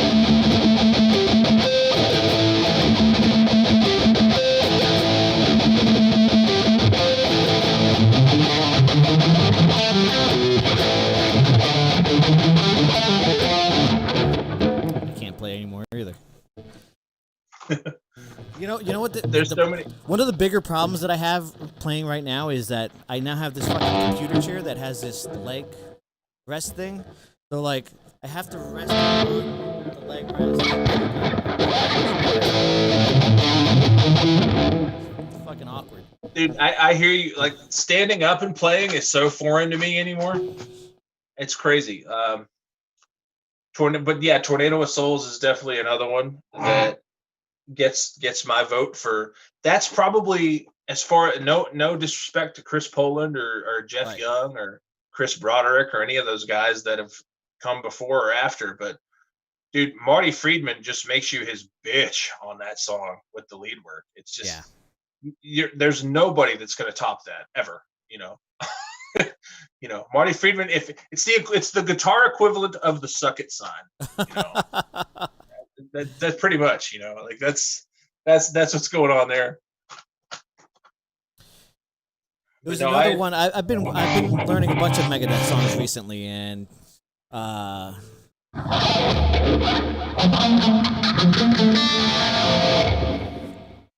it's like I said, I don't do covers, so like I get brain farts when it comes to covers, man. Like it's tough. No, it's tough I get to remember covers. I get it.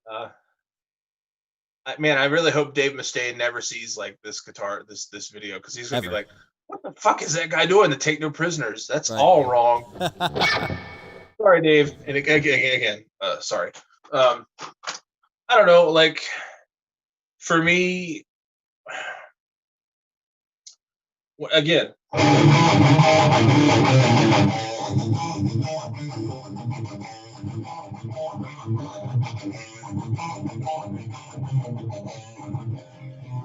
don't know. Megadeth is one of those bands where they have, the verse riffs are killer. The chorus riff, especially in that song, "Never Walk Alone," as we were talking about before we went live. The fact that he's playing that crazy chorus riff and singing over it, like a lot of people don't understand. Like Dave Mustaine's a bad motherfucker, okay? And the fact that you can play like, bad and a bad, and sing over that, the fact that you're literally like riffing and singing it, hard to do, man. And fucking not only that, dude, like, we give Hetfield his props for fucking downpicking too.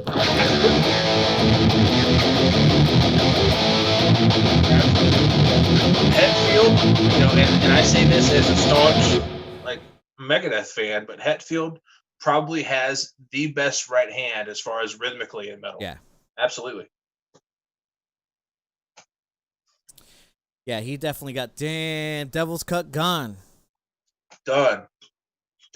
Might as well do. After this, Carlos is going to message me, guys, and be like, "Bro, please never drink again while we do one of these." I'm gonna finish off Richard Dick O'North's fucking his tip here. Yeah, that's it for me, Richard. Sorry, pal.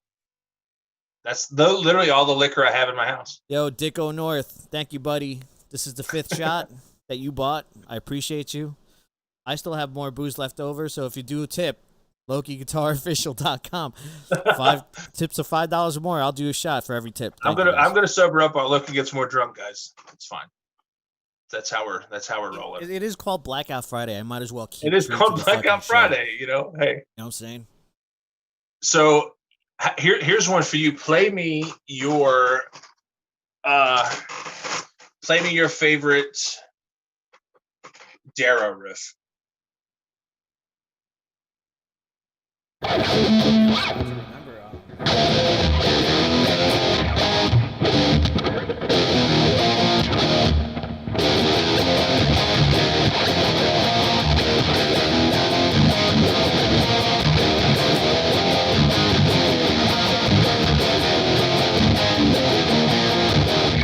And I want to tell you where I got that from, and Joe won't like this because he's like, he wants to keep the punk rock ethos alive in Darrow, but yeah, you could hear a lot of Nirvana in that riff, maybe.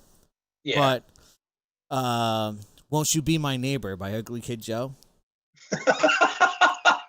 That's awesome, dude. I never would have thought of that. Oh my god! Now I can totally hear it. Yeah. Now I can totally hear it. Oh my god, that's so funny. And that was "Nowhere to Run" by Darrow. But what I had in mind, like, yeah,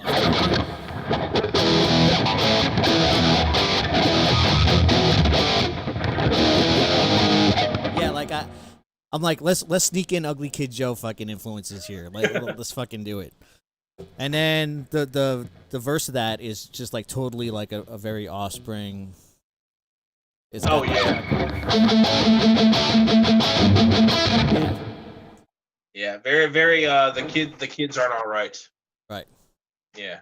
Um, but I personally I like that when I can hear a band and go, oh, well, they're influenced by this, or they're influenced by this band, or they got that riff specifically from this. Like I like that stuff. Like Yeah.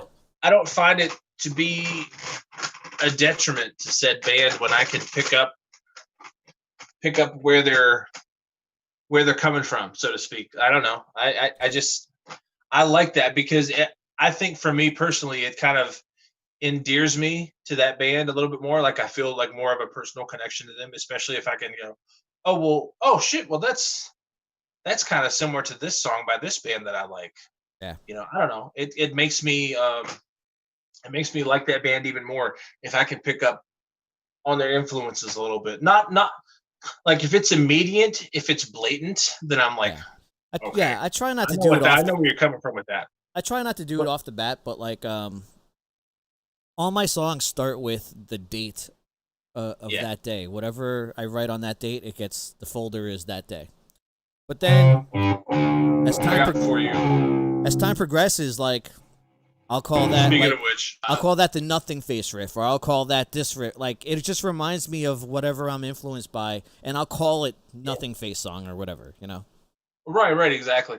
There've been, for example, the Aegon song, "Blueprint for Hell." I called that the Foo Fighters song because the beginning was.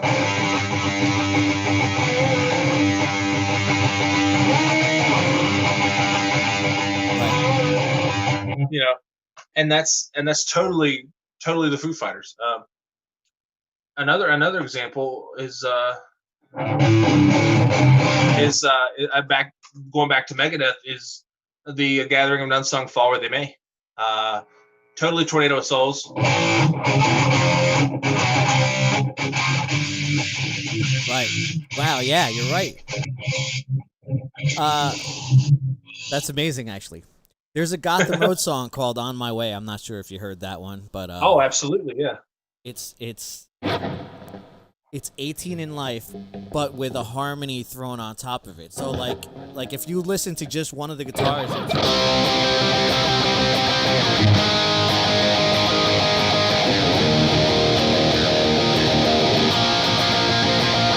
but I played it.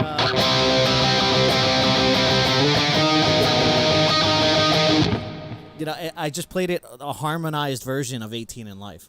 Absolutely, dude. I Yeah. could totally hear it. I could totally hear it.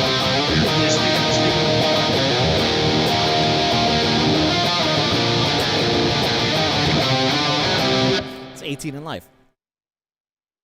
Oh yeah, dude. It's funny. There's all kinds of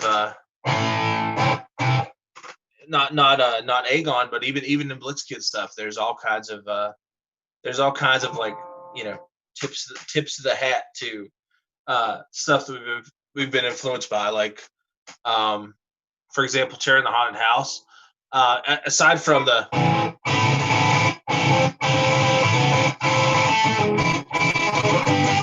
that's totally Up Ivy. Right. Doesn't matter what song, it's just Right. Up Ivy for sure. But toward the end of Terror in the Haunted House, I'm going to tune up again real quick here.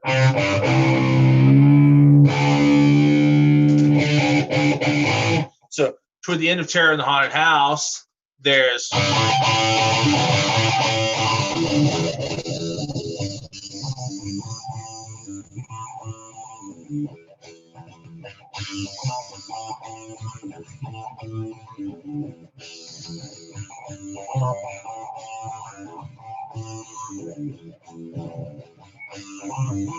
so and it's funny because at the time when we wrote that song, that was right around the time that Ghouls was in Gorgeous Frankenstein. Oh, really? So yeah. So Doyle hears that song and he's like, "What the fuck, Black Sabbath? How's it going?" Right. Well, he should be the last. He should be the last person to talk because have you ever heard Scarecrow Man? Oh yeah, that's Van Halen. Like, listen, guys. I know you guys. Most of you are Misfits fans, and But like,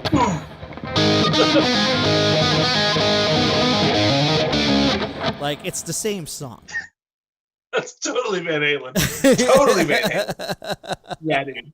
Oh no, I caught that. I caught that right away. Because I remember one time I was sitting there listening to it, and again, this was when Ghouls was in Gorgeous Frankenstein. I'm listening to Scarecrow Man, and I'm like, dude, ask Doyle for me, like where he got the idea for Scarecrow Man, because if I think I'm right, then I know exactly where. Yeah. And he's like, oh yeah, dude, he totally got it from Van Halen.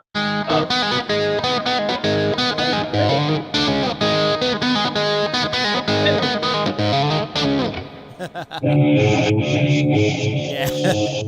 Same thing. You know, it's funny to me though how there are those bands where you can go, oh, okay, well they got that riff idea from this band, or they got that riff idea from this band, but then there's bands like with the Rosedales and Nim Vind, you know, where you're going,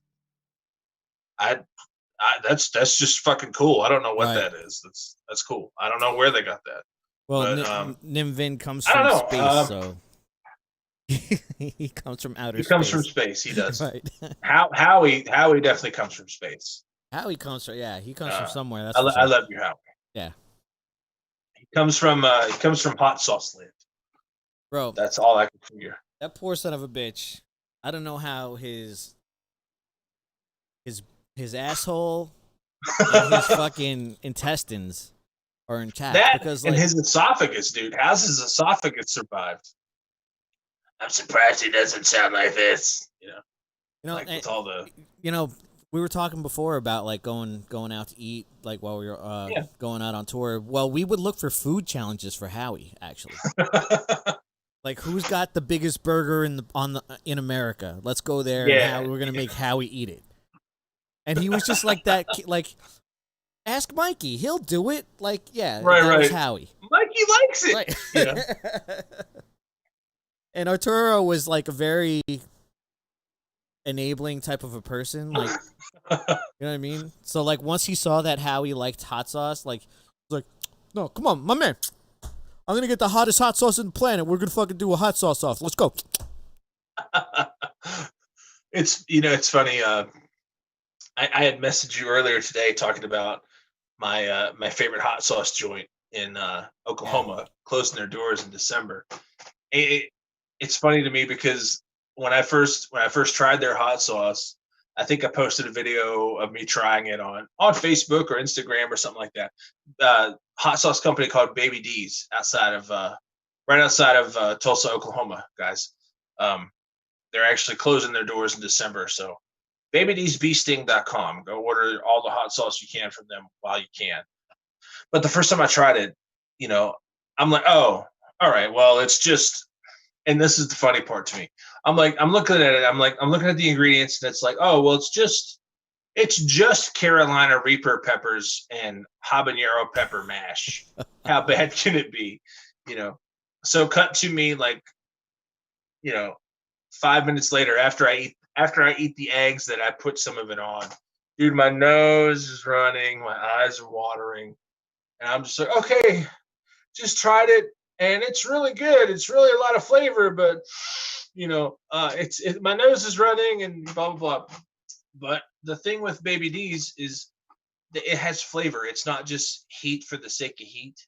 Right. So that's why I like that one. But yeah, Howie's a maniac, dude. Like, I feel pretty sure if you're like, hey, dude, here's this battery acid infused with, you know, Carolina Reaper capsaicin. Try it. Depending on how much. He'd be like, okay. Depending on how much was drank that night, he might try it. I'm saying, you know, it's highly possible. I don't know. All right, so let's see here. Since we got guitars in hand, right? What about? Okay, so give me your warm up riff. What do you always play whenever you strap on a guitar? Sound check. Be it at a gig, be it at home. Sound check goes like this almost every fucking time.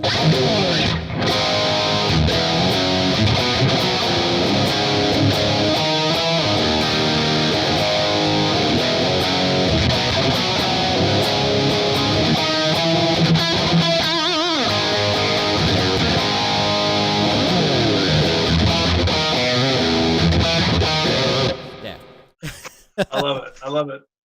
Dude, that is every sound check ever because I get everything. Like I have the chugs, I have see if my guitar is in tune. It's got everything I need in it.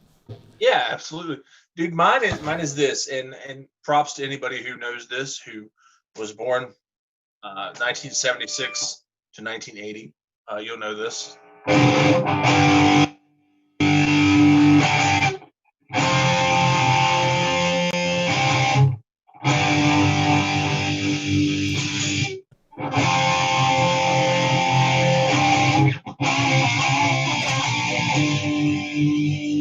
That's my go-to. That's nice.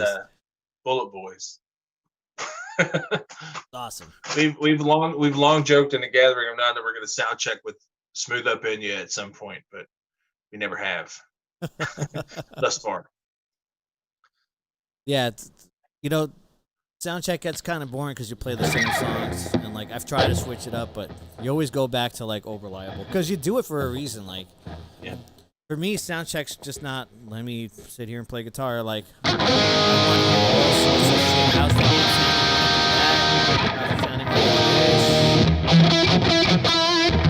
I do that, like, I just want to hear all the articulation while I'm playing on the stage. Yeah, exactly. Yeah. Exactly. You have to hear: is my guitar cutting through? Yep. Is what I'm is how I'm picking coming through the monitors? Is it coming through the mains? Can I hear it okay? Can the crowd hear it okay? It's all these factors. A lot of people don't realize that all those factors play. When you're on stage, if you can't hear what you're doing, then the audience can't hear what you're doing. Right. Or they hear like a jumbled, fucked up version of what you're doing, which is never good. You want it to be clear. You want it to be concise. I don't know. All right, so barring Megadeth, play me your favorite thrash riff.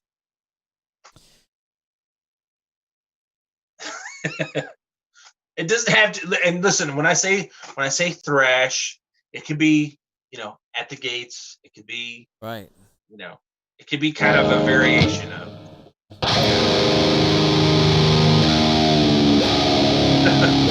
Oh, we're tuning down.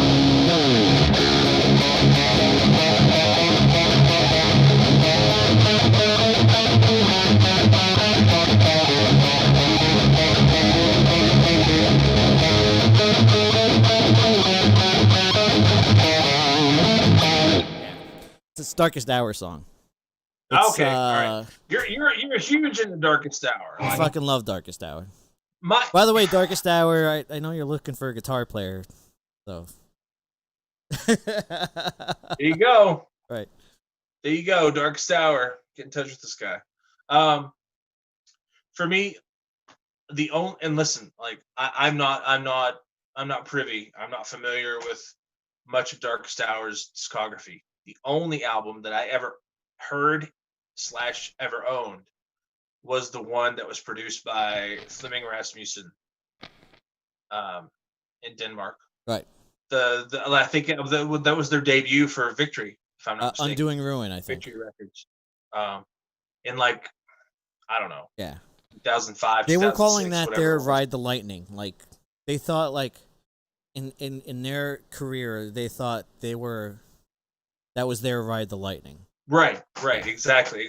That's the only Darkest Hour I've ever owned. That's the only Darkest Hour I ever like paid much attention to because, and honestly, I bought it because on the sticker on the CD it said produced by Metallica's Flemming Rasmussen.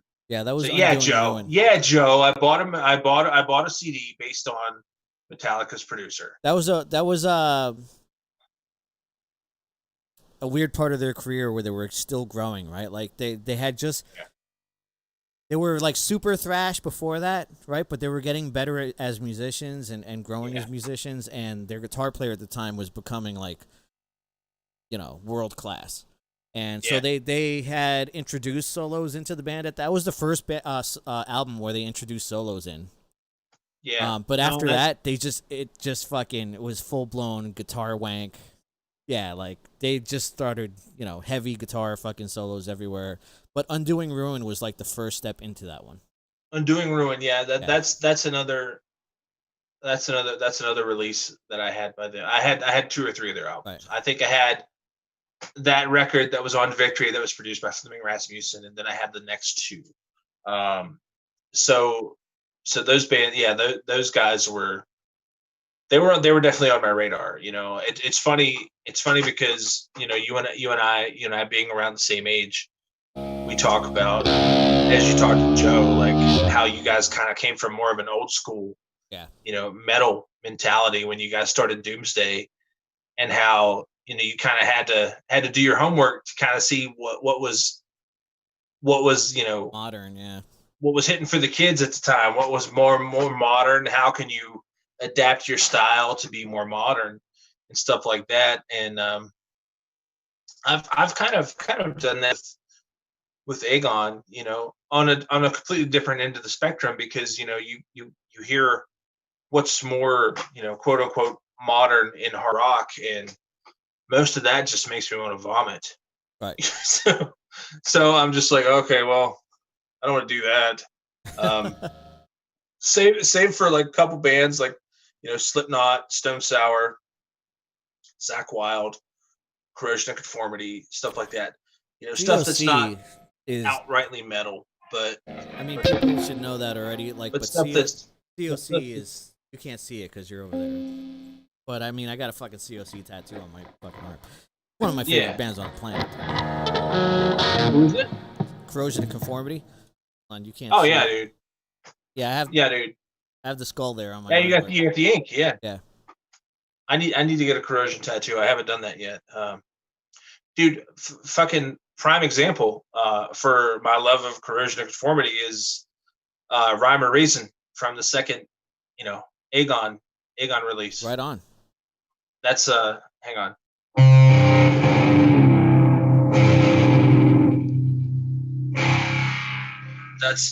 It's literally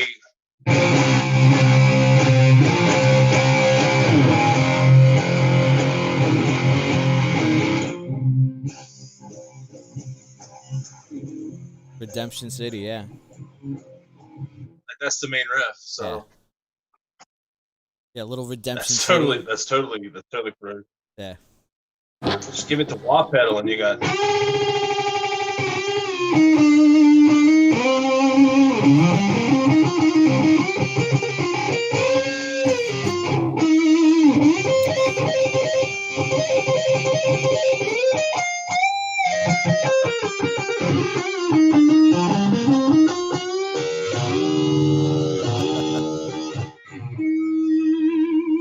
that's Corrosion of Conformity The all day first long. time I ever heard Helena, I was like, "This is bullshit." I'm like, "That's Corrosion of Conformity," but those guys Totally. didn't have any It's, fucking Played by idea. Words. Yeah, those guys had no idea. Obviously, they were just like, "No, it's Helena." No, dude, It's so funny. It's so funny to me how you draw like definitive parallels between, say like, a band like the Misfits and Corrosion of Conformity. I guarantee you, like, the last thing that Doyle, Michael Graves, right. any of those guys were thinking was, oh, it's Corrosion of Conformity. Like, they didn't know, Dude, but I they tried probably so- heard that song at some point. We're like, oh, that's fucking cool. I tried it's so funny- it's hard funny to to me do a how- medley of Helena and Clean My Wounds. I tried so hard. I pushed so hard for it. Let's break into a verse of Clean My Wounds and then dude. play Helena. Like, I thought that was wouldn't go for it. Wouldn't I go would do it. Me and you'll do it. It's Right. fine. Me and you'll do it. It's fine. for it. All right, so I'm gonna throw you a curveball. Damn. Play me. I'm gonna quiz you here. Play me your favorite Blitzkid riff. Oh.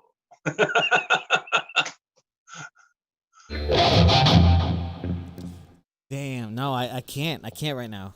I can't do it. 'Cause so actually, that was a question. What is your favorite riff of each other's bands? 'Cause Oh, God, someone actually did ask that. But at some point I knew Wretched. I love Wretched. Wretched, yeah, Wretched. But, like, just Wretched off is the- probably Off the top of my head, that's I my can't. favorite Blitzkid song I've ever written. Really? Yeah. That's one of my favorite Blitzkid songs. But off the top of my head, I just can't do it. I'm a little half in the bag right now. I definitely can't play it. You know, I played it with you singing it. You jumped up with Darrow, and you sang it while I played it. So I know how to play the song. I just can't do it right now. Starts in E, buddy. There you go. I don't know. You know, for Darrow, I think my favorite song, and you know, again, it's all subjective. It's, you know, everybody has different opinion and whatnot. My favorite song that you guys did that always resonated with me, because I was always, I'm still to this day, I'm close to my mother, I'm close to my sister, was Hey Girl. Hey girl, yeah. Hey Girl was like, that one always, you know, hit me in the feels, because I'm like, yeah, dude, I was, my mom and dad divorced when I was, you know, 15 years old. So I was kind of, you know, from that point on, I was raised up until I was 19, 20 years old by my mom, by my sister. My dad was around, you know, don't get me wrong. My dad and I still spent a lot of time together, but, you know, 90%, well, 50% of my time was spent with my mom and my sister. So Hey Girl for me was, that's my, that's, and again, it's not like, oh, well, that's a technical riff or, you know, whatever. No. That's the one that resonates with me the most. Other You know, than that, the thing that kept I would us say Lone Star State. the thing that kept us interested in Hey Girl, because you're right, it's technically it's AED, but Yeah. we focused so hard on being the Ramones for that song, where like every note was down picked. Like all of it was just down picking. It was just like, Oh yeah, dude. yeah. You gotta Johnny Ramone that up, man. Other than that, like the song that always resonated with me, guitar wise, and I know everybody's like, oh, it's gonna say WHB. WHB is a great song, but WHB to me is your guys' Detroit Rock City. Like, if I never hear that song again, I'll be fine. And I love that song. I love that song. Don't get me wrong, I love that song. But if I never hear WHB I didn't know we had a ever Detroit again, Rock City. oh, you absolutely have a Detroit Rock City. It's WHB. Okay. Yeah, for real. Uh, just like Blitzkid has a WHB, which is Pumpkin Patch Murders. Right. Which, you know, if someone came up to me and were like, "Hey, dude, you never have to play Pumpkin Patch Murders ever again," I'd be like, "Fuck yeah." And everybody tuned off the broadcast at that point. No, Right. fuck this guy. No, I don't know. I like WHB is a great song. Don't get me wrong, but it's one of those things where it's kind of like, okay, not what I mentioned before. It's kind of like you guys bro him, Right. which is not a bad thing. It's not a bad thing at all. But it's one of those songs that I feel like every time Darrow plays live in whatever incarnation there is, that everybody's going to expect you guys to play WHB. Just Absolutely. like everybody expects Strung Out to close with Matchbook. Everybody expects Face to Face to close with Disconnected. Right. Everybody expects Blitzkid to close with Nosferatu. You know, it's just one of those things. And it's not a bad song. None of those songs are bad songs, but it's just one of those things that's kind of followed you guys to where it's taken a life of its own. It's become your guys' signature tune, and that's not a bad thing. It's a very fortunate thing for any band to have, you know, a signature tune, for sure. It's not a negative whatsoever. But if I showed you the original demo of that song, you would be like, "There's no way this is becoming the signature song of anything." I think Joe let me hear it at some point. Actually, it's just because it's just me saying this song needs lyrics. The lyrics to the song was that the song needed lyrics. You know, and you know, all credit to Joe in the world. He made that. What I think is universal about this song. What makes it Darrow's signature song, so to speak, is every word in that song that Joe wrote down that Joe sings is like we've all felt that way. Right. We've all been like, damn, man, I wish things could go back to the way they were when I was a kid and when I was, 16, 17 years old, hanging out with my friends, listening to punk rock, being an idiot, and just the camaraderie and the familial aspect of it. And because as you grow as an adult, shit is not so simplified. It's just one of those things of where stuff was so much simpler back then, and that's why that's your guys' signature song. Pumpkin Patch Murders for Blitzkid or Nosferatu for Blitzkid. That's just our signature song because you guys are sick. That's all that is. You guys are just sick fuckers. Someone's asking, what's the grief? No, what's the grief with the Pumpkin Patch Murders? Like, why do you feel that way about it? They're asking in the comments. What's the grief with Pumpkin Patch Murders? Yeah. Okay, look.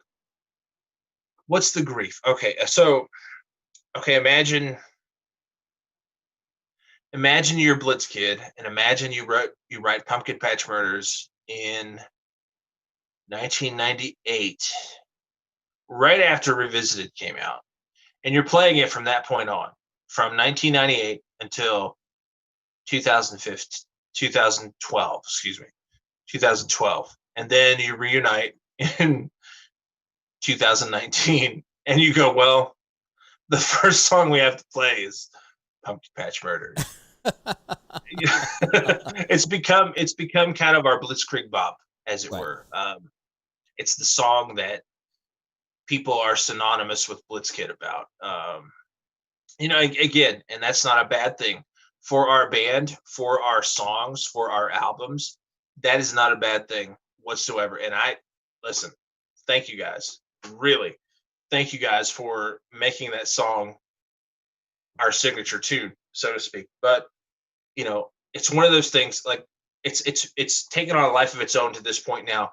If we were to open a show with, say, I don't know, She Dominates, which is also, a signature song in a lot of people's minds. Say we're opening a song with She Dominates or Love Like Blood, Love Like Blood, any of those songs, These Walls, anything, Hellraiser, any of those. If we were to open a show with any of those songs, people wouldn't be mad, but I feel like they would be like, what the fuck are they doing? Right.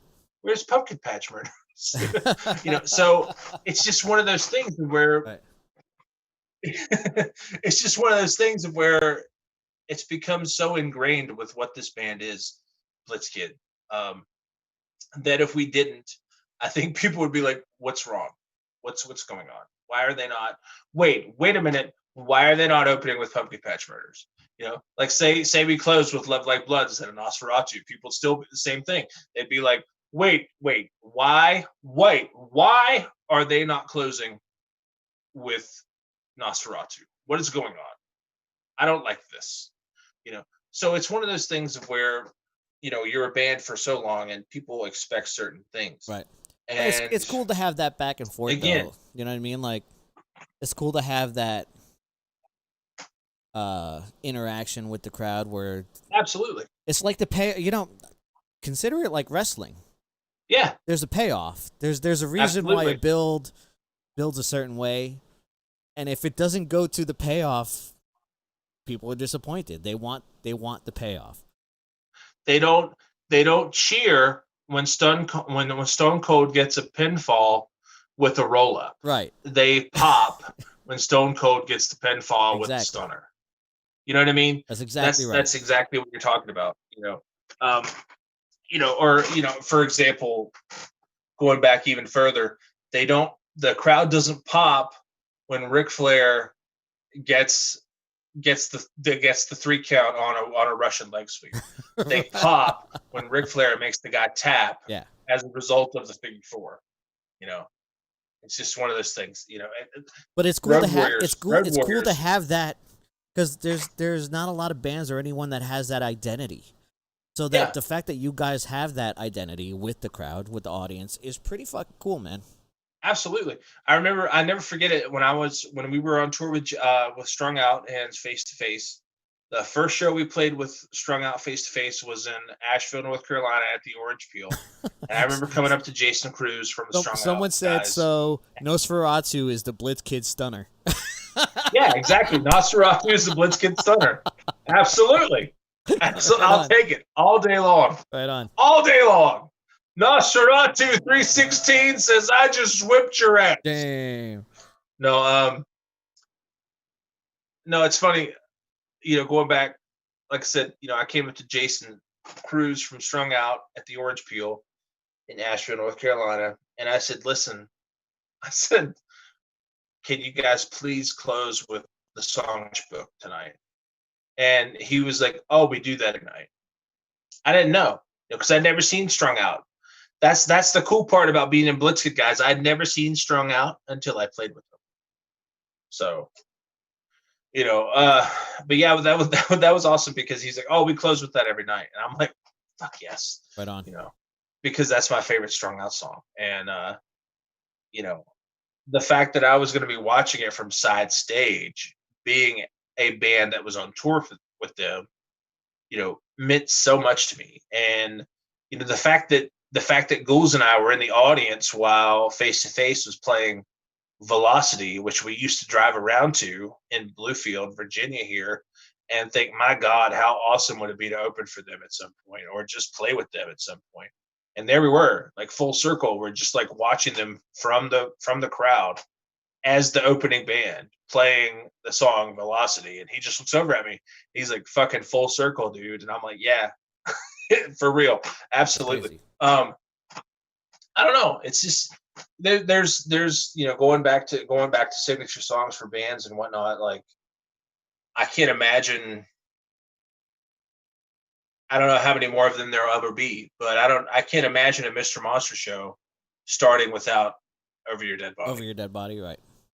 For example, things like that. I can't imagine a Metallica show, for that matter, starting without Creeping Death, for example, because I know that's the song that they have as their go-to live most of the time as their opener, and what a great opener, But yeah, so all right, so here's what I'm going to do, Carlos. Any guys, any gals who have any guitar questions or guitar requests, ask Carlos right now. I'll try to play them.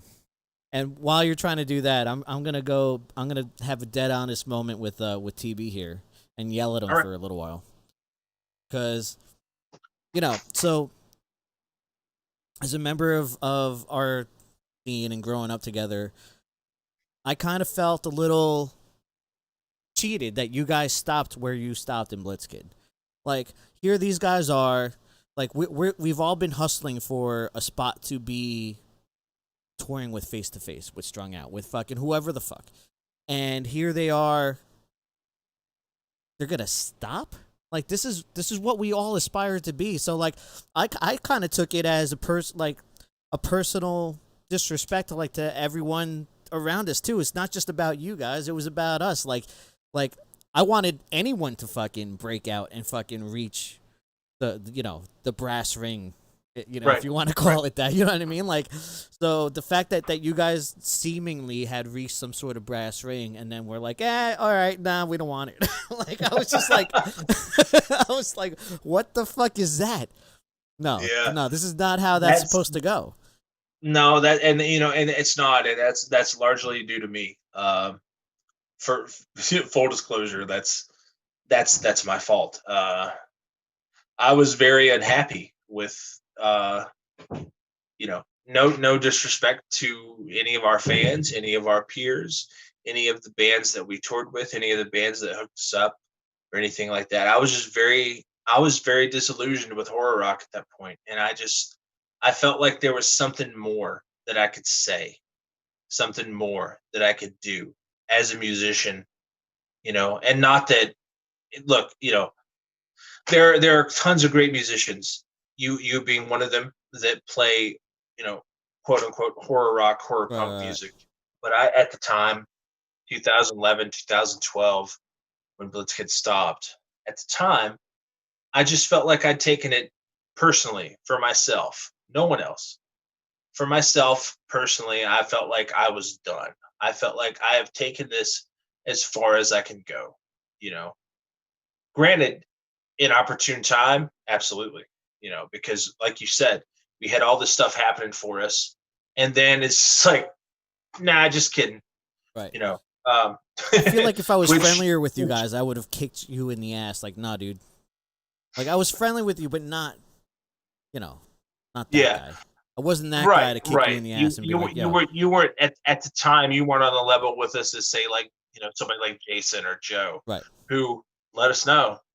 Let me know Right. personally, not Steve, but let me know personally, like, hey, what the fuck are you doing? Like, why do you want to stop now? Like, and for me, I'm the type of person that if I'm not feeling it, if I'm not feeling it anymore, I'm done, man. Right. And at the time, I wasn't feeling it anymore. I felt like, and maybe this comes from, like, insecurities that I have within myself or as a person or whatnot, but at the time I felt like, nobody takes this seriously. Nobody takes what Blitzkid does seriously. It's a niche genre. It's never going to be anything more than what we are now. And I want something, I want to be taken seriously as a musician. You know, now I can being understand taken that seriously because as a musician is fine. that's kind of what I told Jason when I left Mr. Monster. To be honest with you, if I'm being honest, I was like, this is cool and all, but like we're not talking about serious subject matters or anything like that. Like everything can't be about campy stuff. Like Yeah, I'll do no, campy stuff, absolutely. but not everything can be about campy stuff because I'm an actual person that has feelings and these Absolutely. emotions that need to get out. Absolutely. And Yeah. that's kind of where I was coming from at the time too, because, I already started writing some of the Aegon stuff, and, the joy that I felt from being free of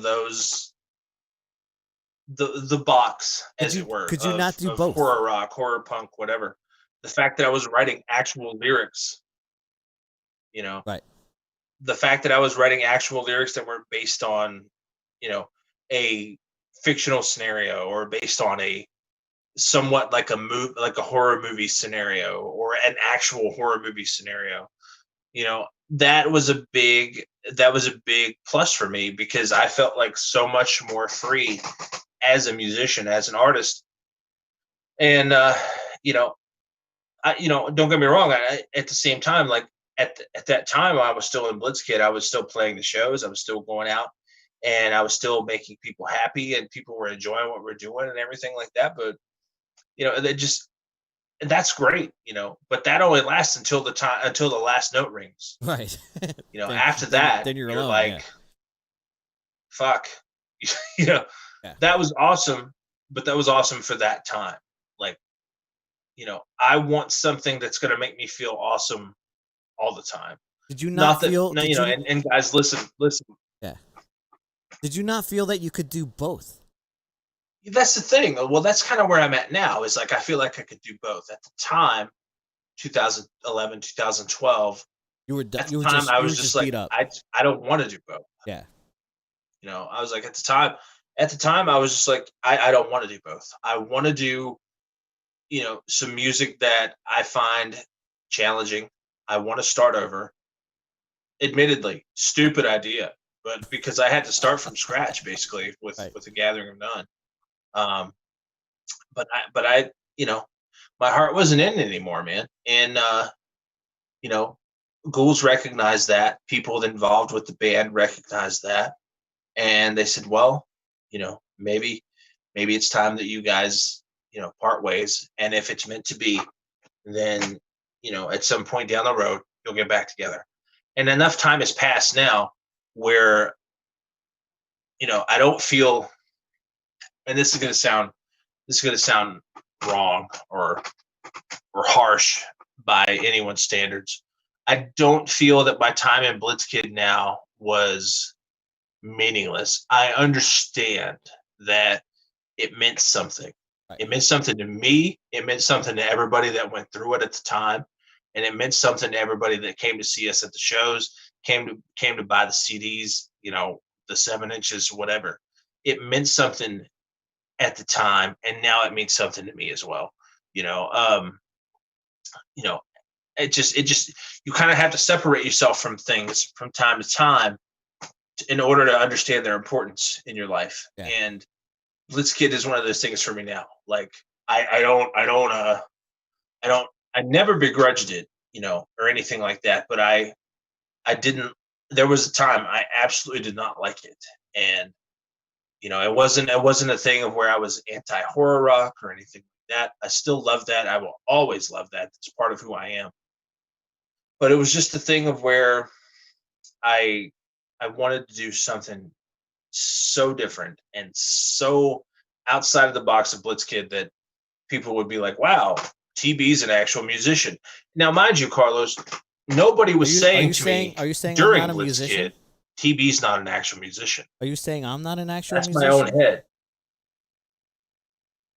No, no, no, not at all, not at all, not at all. I'm saying nobody was saying to me at the Yeah. time, "Stop it." Nobody, Yeah. nobody was saying to me at the time, during Blitz, like, "Well, you're not actually a musician because you're a Blitz." Right. That was all in here.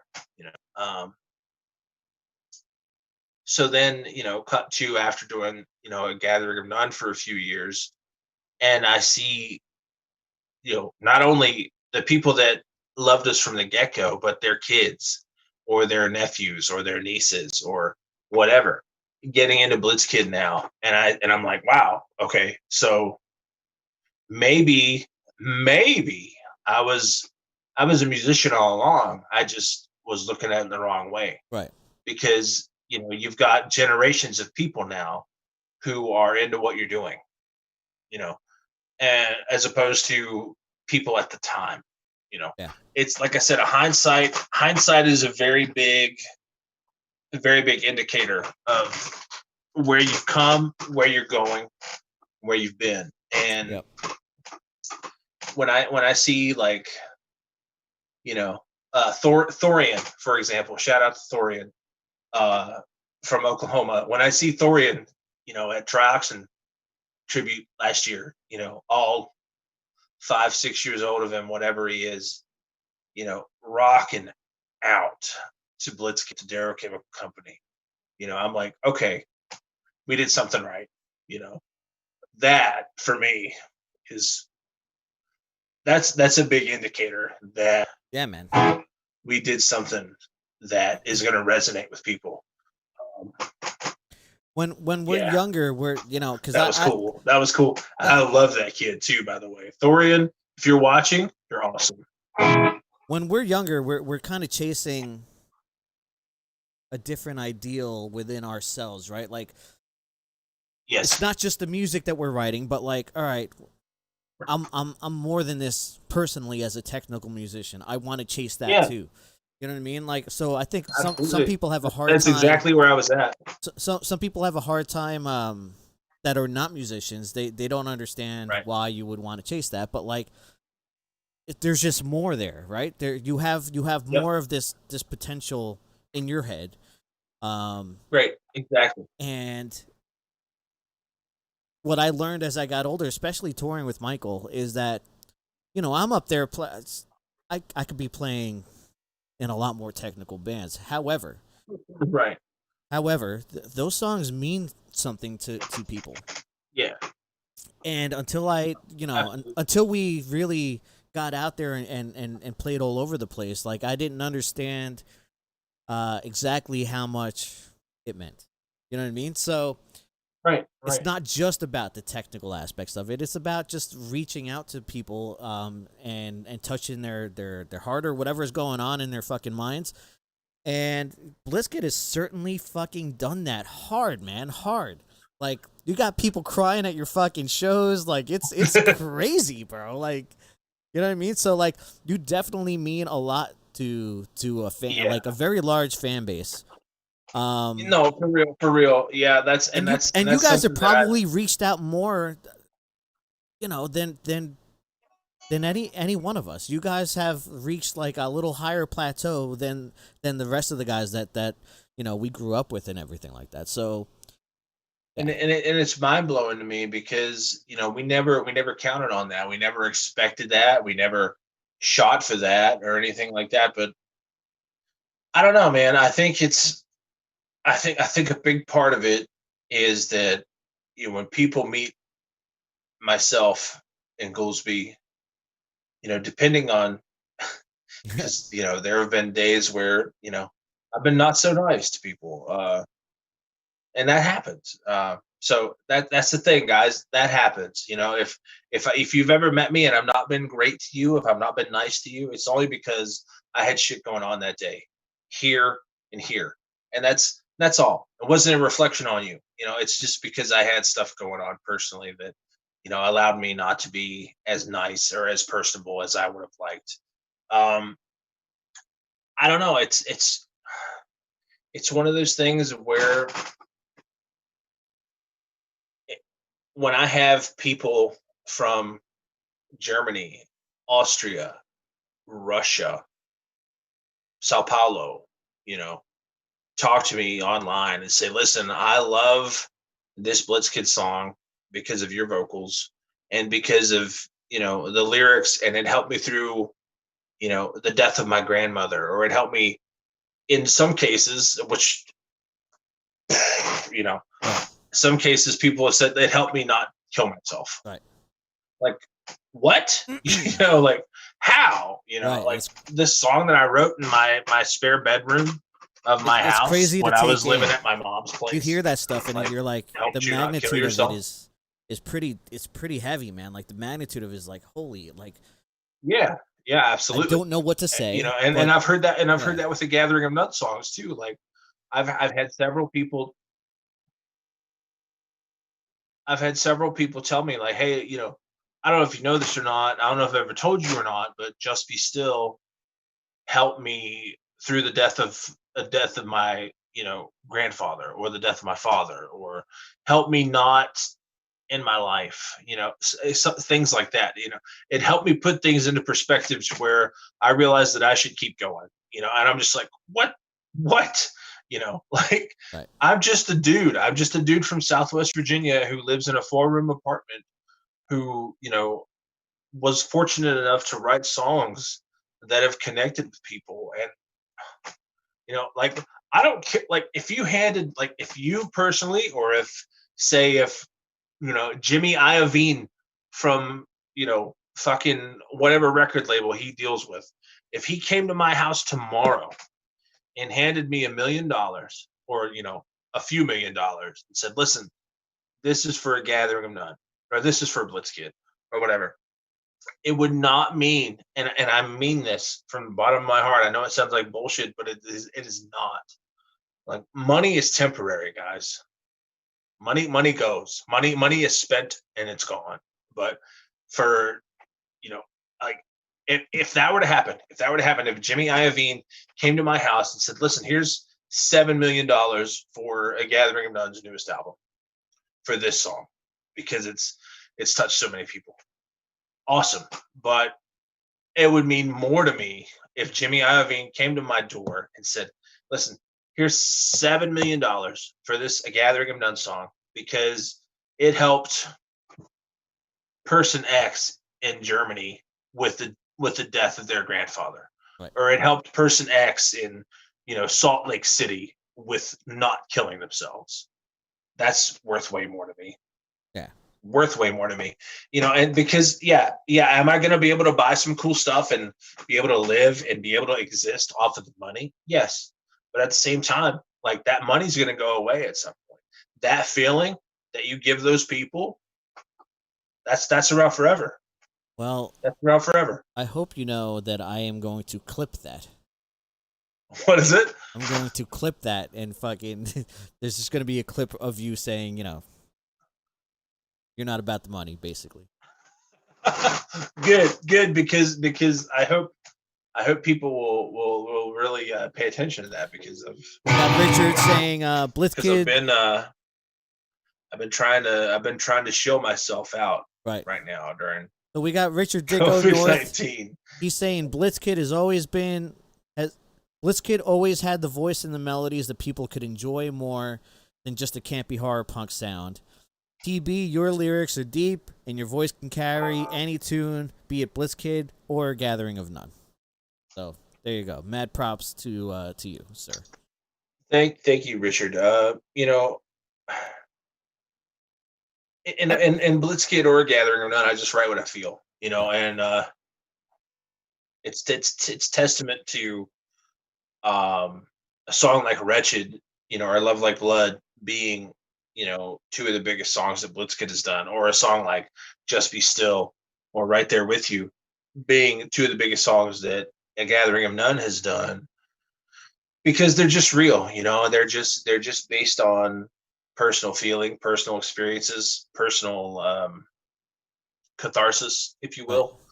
They're just real, you know, and it's just raw emotion, and I think that's what people connect to, and that's awesome. You know, at the end of the day, if somebody comes up to me and says, "Listen, I really relate to this song or this song," be it from wherever, A Gathering of None, Blitzkid, Vigora, Automatons, whatever, you know, at the end of the day, I forgot you were in the Automatons. Yeah, I was indeed. Mass horror, as it were. Horror. Yeah. Mass horror, fucking hard on. Massachusetts, bro. Come on, I'm fucking Brady, bro. Yeah, you should have that accent down because you lived there for fucking. Massachusetts. You lived there for what? 4 or 5 years? 12 years. 12 years I lived there. What am I doing with my life?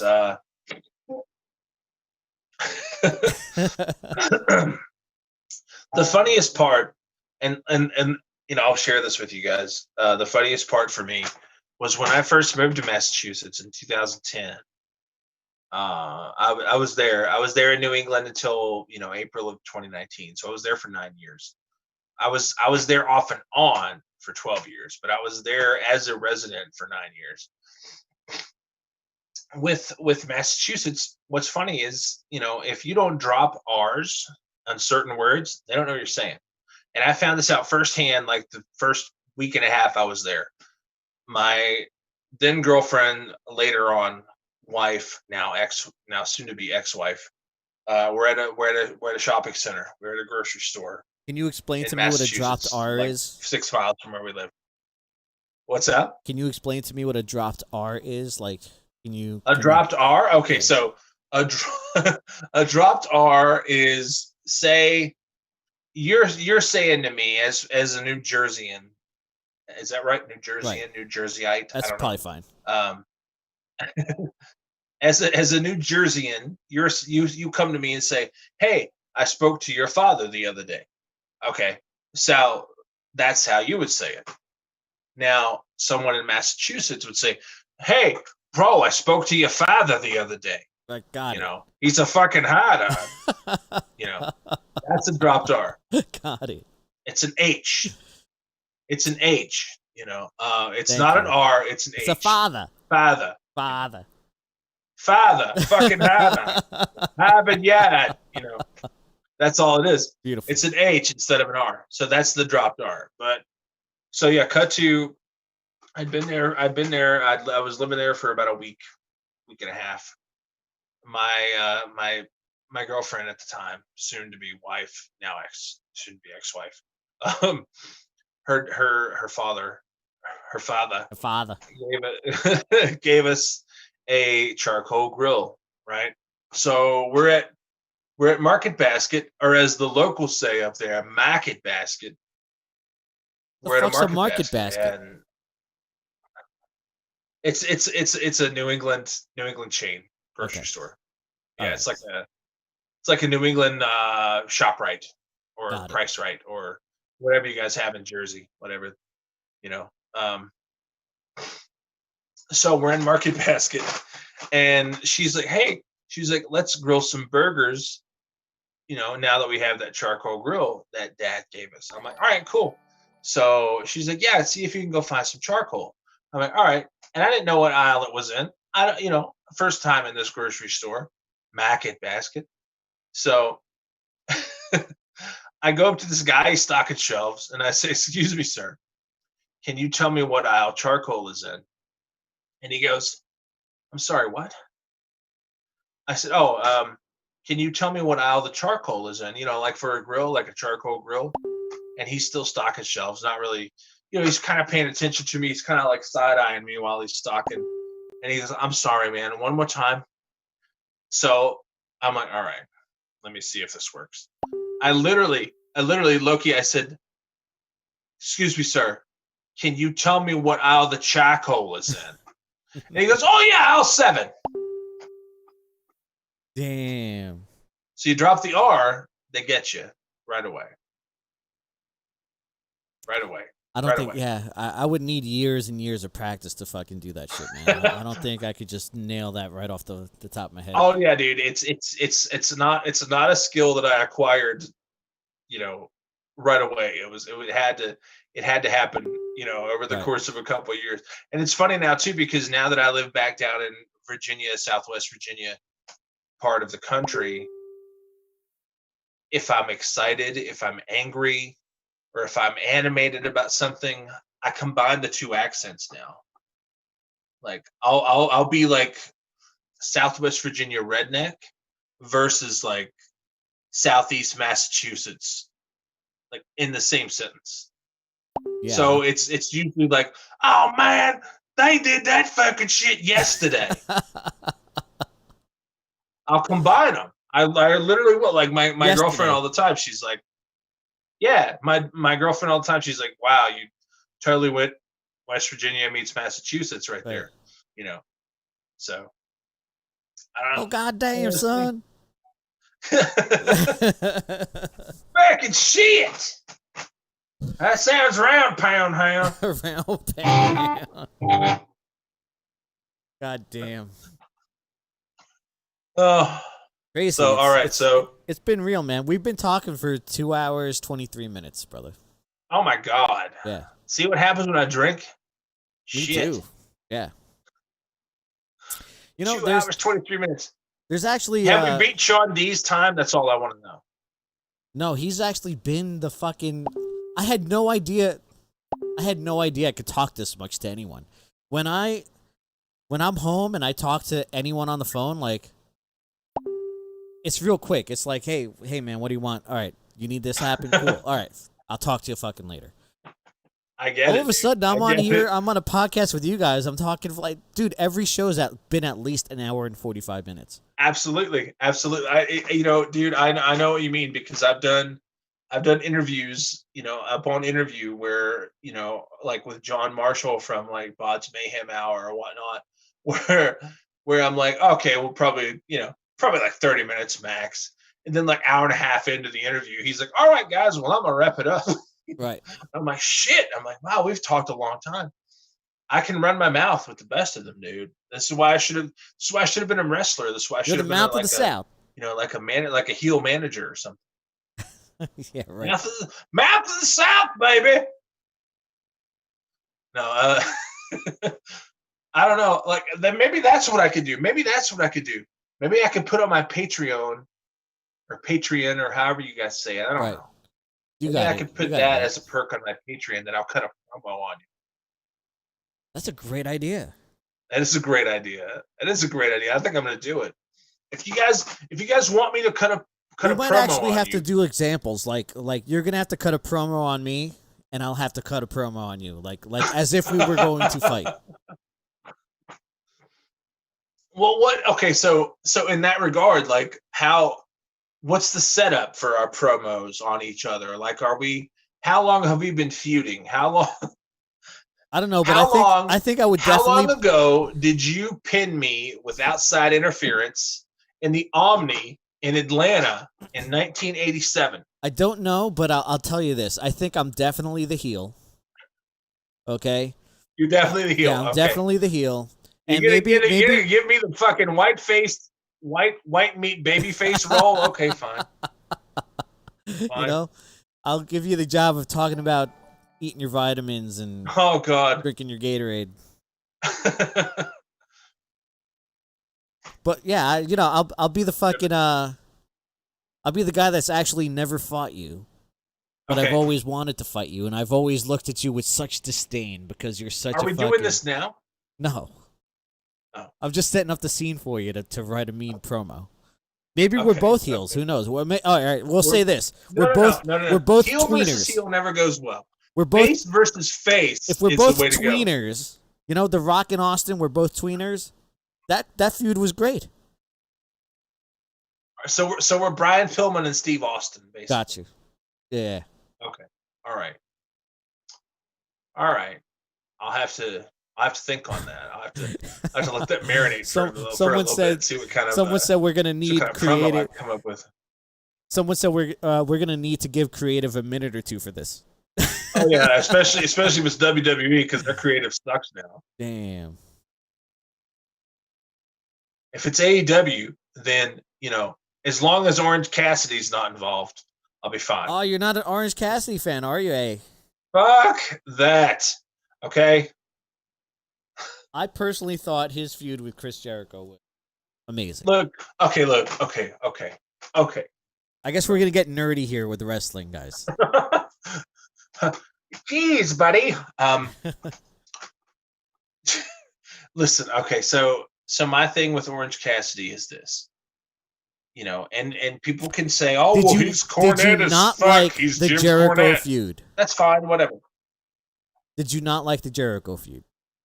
No, I like the Jericho feud because what it did for Orange Cassidy, as opposed to the bullshit comedy, stupid crap that he was doing up to that point, it made him legitimate.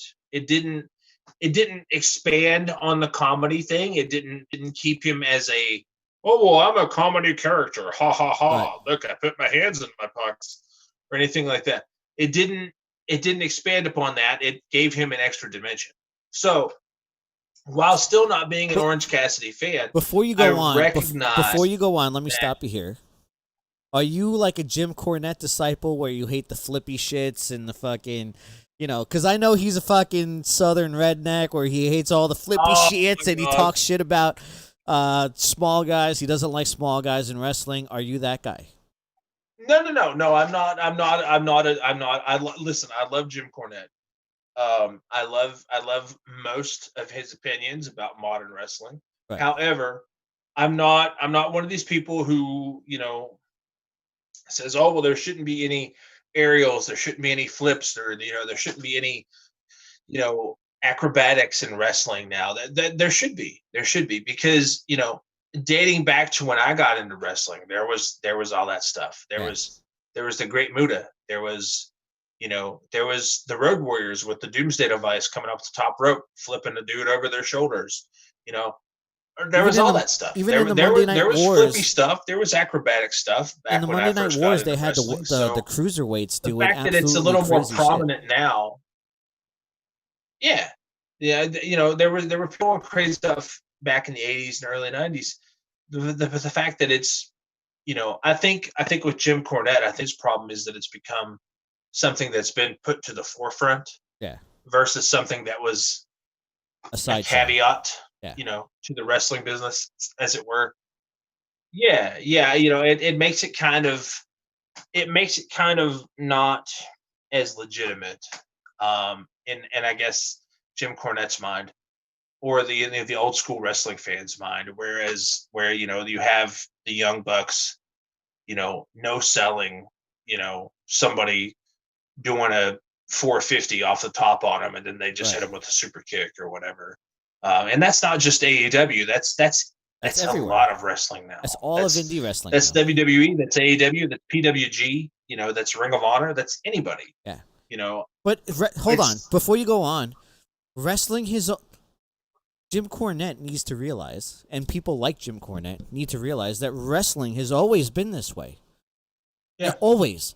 Do you think a fucking atomic leg drop is going to pin someone in the 90s? No, dude.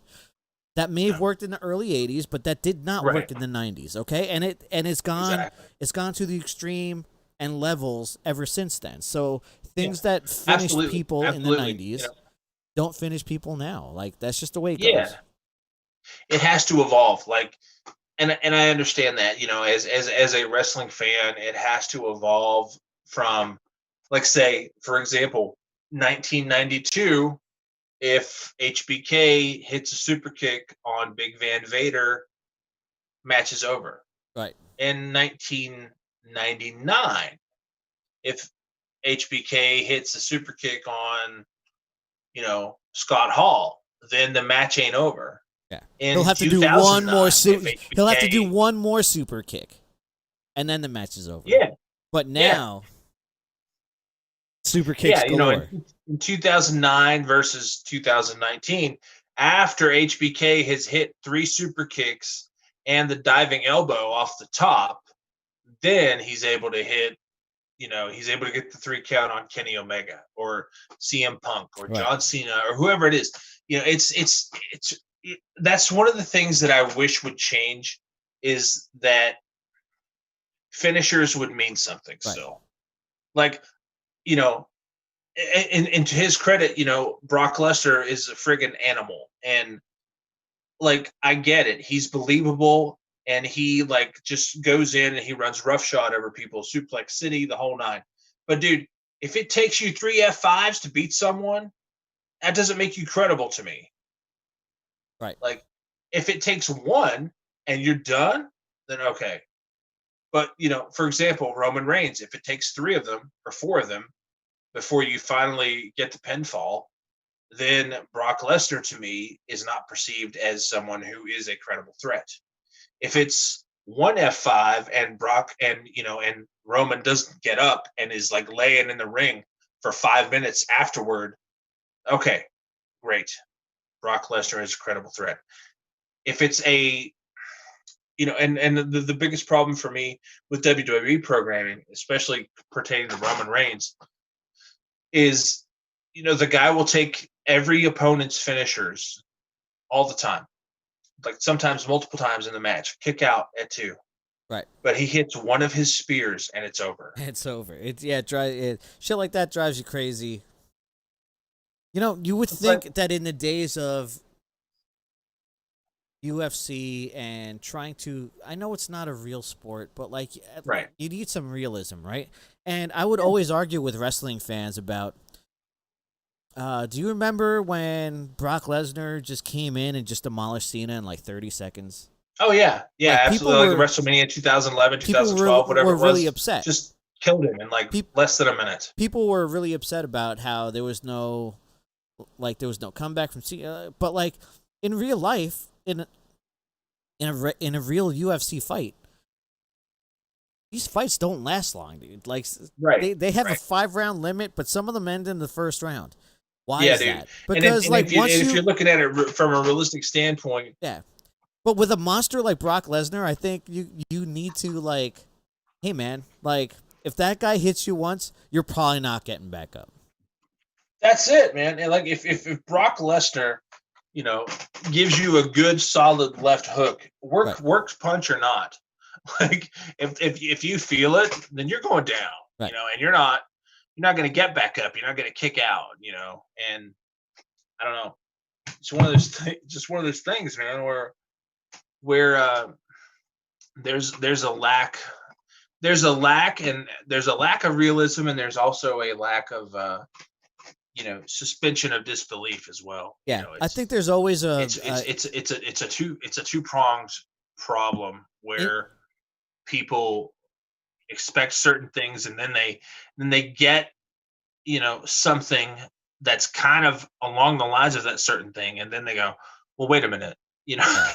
So, you know, people are too smart with kayfabe nowadays too. You know, like, I know for a fact that if it were a real fight, you know, given the training, given the acumen that Brock Lesnar has for MMA versus Roman Reigns, granted, if they're going in there for real, based on training that each person has, they're going in there against each other for real. Roman Reigns is going to last about a minute and a half. Right. Absolutely. Well, you know, if you take let's take fighting away, but and let's change it to sport, right? Like, in basketball, we just saw a team that had no business winning against. It was the Denver Nuggets versus the L.A. Clippers. Right. LA Clippers were a shoo-in to be in the Western Conference Finals. Absolutely. If it was wrestling, they would have had a hard time with the Nuggets, but they were going to make it against the Lakers in the Western Conference Finals. That's how wrestling would have wrote it. Yeah, absolutely. But that's not how real life happens. It would have been written to the storyline as like David versus Goliath kind of thing. Real life doesn't fucking work that way, man. Real life like throws things up that they don't care about the fans. And sometimes like you said, the fans are too smart. Yeah, for real. And it doesn't help now that every wrestler has an Instagram, every wrestler has a Facebook, every wrestler has a Twitter, where hey, check out me and Brock Lesnar at Vatican City, where we were hanging out and being cool with one another. But like tomorrow, we're supposed to hate one another. We're supposed to beat the shit out of one another. Like it's just like. There's a couple of things I need to read. Get off of fucking social media, dude. There's a couple of things I need to read to you here because they're hilarious.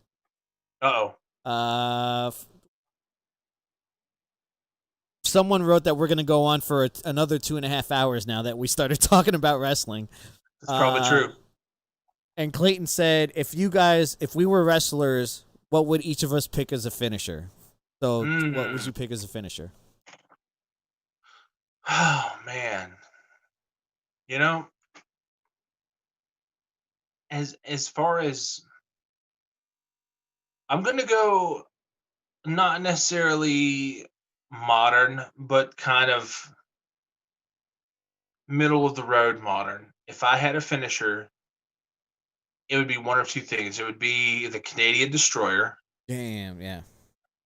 Which is one of the most badass moves. When done well, it could be done horribly. Yeah. One of the most both badass ways, they're both ever. Brutal. Or yeah, for sure. Or I would, if I'm going old school, I'm going Jake Roberts DDT because nobody did it better than him. That's another move. That's another move Cornette should study because the DDT is done by literally everyone.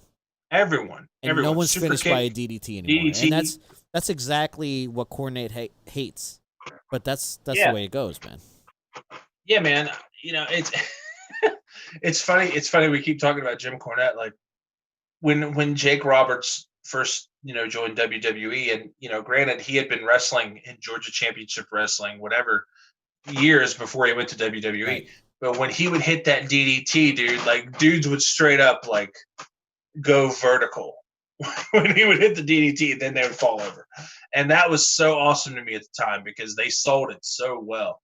And they would just everybody would just put Jake over like that because the DDT was so determined as so lethal back then versus now where like you said everybody does it.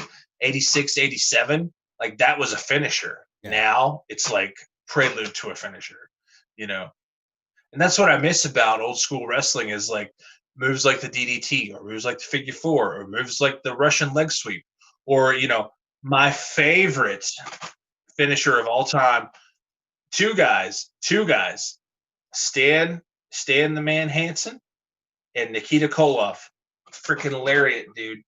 They would turn guys inside out with just a clothesline, and that was it. That was the finish. That was it. You ain't getting up. Well, Bradshaw did that for a while. He did. He did the clothesline from hell. Absolutely.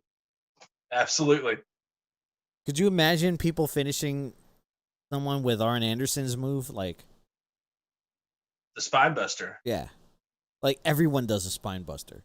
I know it's like I said, it's one of those moves now that's like it's not a finish, but it's a prelude to a finish. Yeah, it's like the setup move for a finish. Whereas back in the day, that was it. You hit with spine buster, you're done. you hit with the Russian sickle, Stan Hansen lariat, you're done. Now it's like a setup for okay, well he hit the lariat, so now he's going to go for his finisher. And then that's what bothers me kind of about today's wrestling. It's like one move could take you out, bar none. That was it. So, now it's like, oh well, that's the appetizer to the finisher. No, dude, make that the finisher. Someone is saying the tombstone is the end all be all of finishers. Like no one can ever get up from a tombstone. What do you think about that? that and the basic pile driver anyway. Yeah, like the basic pile driver or the tombstone pile driver, any pile driver of any sort, which it really aggravates me that they were not allowing Kevin Owens when he first joined the WWE To do when he the went up package from the main driver? when he went up from NXT to the main roster. It really bugs me that they were not letting him do that package pile driver Yeah. anymore. Because that was freaking awesome. Dude, You I know? remember And- him doing, before they got to WWE, he did the fucking package driver Yes. on you know, back then Generico, Yep. off of fucking 2 ladders through a table. Fucking, it looked like Generico died. Yeah. You know, and Ring of Honor. Yeah. Yeah. Like and that was like, well, you know, you're not gonna see Generico for a while now, I guess. You know, and that's another thing that I think is missing from Injuries?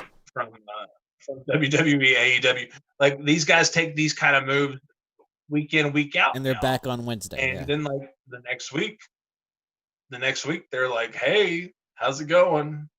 I got a couple bandages, but I'm here." You know, no, dude. Like you got Yeah. you got how drove through 3 tables off of a ladder. You're not gonna have like just a bandage on your ribs. Fuck off. Right. You know, that's not realistic. You know. Someone is know, saying that but- the Ultimate Warrior had the worst finisher, but You I think so? disagree. I don't know. I disagree with that because he did the body press and then he Yeah. give you a fucking body drop on your fucking spine. Yeah, he would press you on your stomach. That's one point of impact. Right. And then he would fucking Just splash you jump on your back. fucking back. That's Yeah. 2 points. What the fuck is wrong with That's that? front and back. He's got you, dude. Like that's done. Our friend That's Clayton. just an Ultimate Warrior hater. They don't need to be. They don't need to be. Do you know? They need to be ignored. Do you know our friend Clayton? He used to live in Columbus, Ohio. You know Clayton. Of course. He said in a real fight, Brock Lesnar wouldn't be able to see John Cena. Of course not. Of course not. Because you can't Right. see him. Someone's asking, look up an RVD pile driver if you want to see someone selling it. All right, so I guess I'll have to look that up. I mean, I've seen RVD give pile drivers, but whatever. RVD's pile drivers is similar. It's similar in execution to the KO package pile driver. Right. It's pretty good. It's pretty good. But it all depends with RVD. It all depends on who's selling it. Like if it's Jerry Lynn, then it's gonna look awesome. You know. But if it's Sandman, not so much. Right on. Yeah, Richard Dicko North is really disagreeing with us about the Ultimate Warrior's finish. Like he's like, no, it's stupid. So I don't think it's stupid. You get the wind knocked out of you, and then you get someone jumping on your spine, rolling Seriously? you over. Yeah, I think that's a fucking wrap, dude. Especially a guy roided out like the fucking Warrior. You're done, bro. Absolutely. You have 285 pounds coming down. Listen, first off, you have 285 pounds like crotching you and dropping you on your abdomen. And then Right. you have 285 pounds coming down all their weight on your back, on the small of your back. It's over. It's over. It's over. Come on, Richard. Who is, in your view, who is the most underrated wrestler that you wish you saw got a push, but never really made it to the fucking top? Who's your guy? I have a couple. I have Arn Anderson. I have the Great Muda. Zack Ryder. Zack Ryder, eh? Yeah, Well, the man. story's not I over think for him. He's now in AEW. He is. So here's hoping that he will get his due. Right. But the thing that sold me on Zack Ryder was he got over organically, despite the WWE machine. He had his internet championship. He had his social media championship. He had all of his videos on YouTube and stuff. So We got called out. Oh. He said, fuck you guys. That the backsplash was weak. It should have never put anyone out. That we're being called out that the back body splash was weak. Richard, you're fired. Richard, sorry. you're fired. Yeah, we don't owe you a shot. You don't know what that feels like. Richard, Let me drop you from 7 feet down and then with all my weight, just kick you in the spine. Oh man, he's telling you to suck it, dog. Suck it. How's that for old school, Richard?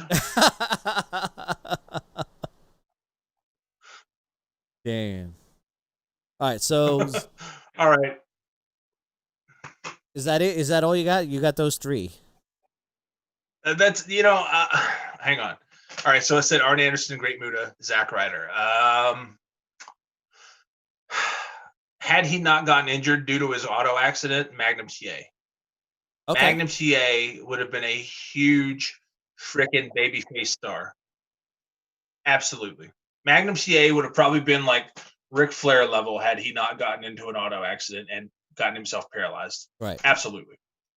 Chris Adams as well. Chris Adams, had he not gotten involved in some drugs and some unsavory things on his way out of AWA into World Class Championship Wrestling. I'm bringing it old school, bitches.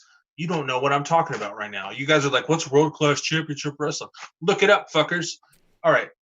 So Chris Adams, had he not gotten into drugs and had personal demons and whatnot, he would have been a great star. He would have Chris Adams, guys. I don't know if you guys know this or not, but Chris Adams taught Shawn Michaels the super kick. Okay. Yeah. The super kick that Shawn Michaels used, the sweet chin music, as it were, was by the way a direct result of the Chris Adams. Gentleman Chris Adams, absolutely. Yeah. No longer with us. But yeah, that's a few of the guys off the top of my head that deserved way more than they got. Gino Hernandez as well. In my eyes. So I'm slightly I think you're older than me now. How old are you? 44. I turned 44 in you're older 8 days ago. You're older than me a little bit. Yeah. But so hey, really quick, not to cut you off. By the way, September 18th today is a Gathering of None drummer Chris White's birthday. Damn, so Chris White, happy birthday. Chris. Actually, I need to get Chris White on here. You need to talk to him. Yeah, I need to talk to him. He can talk to you about how he loves Rush. Yeah. Well, we'll bond on Nothing rock. Face.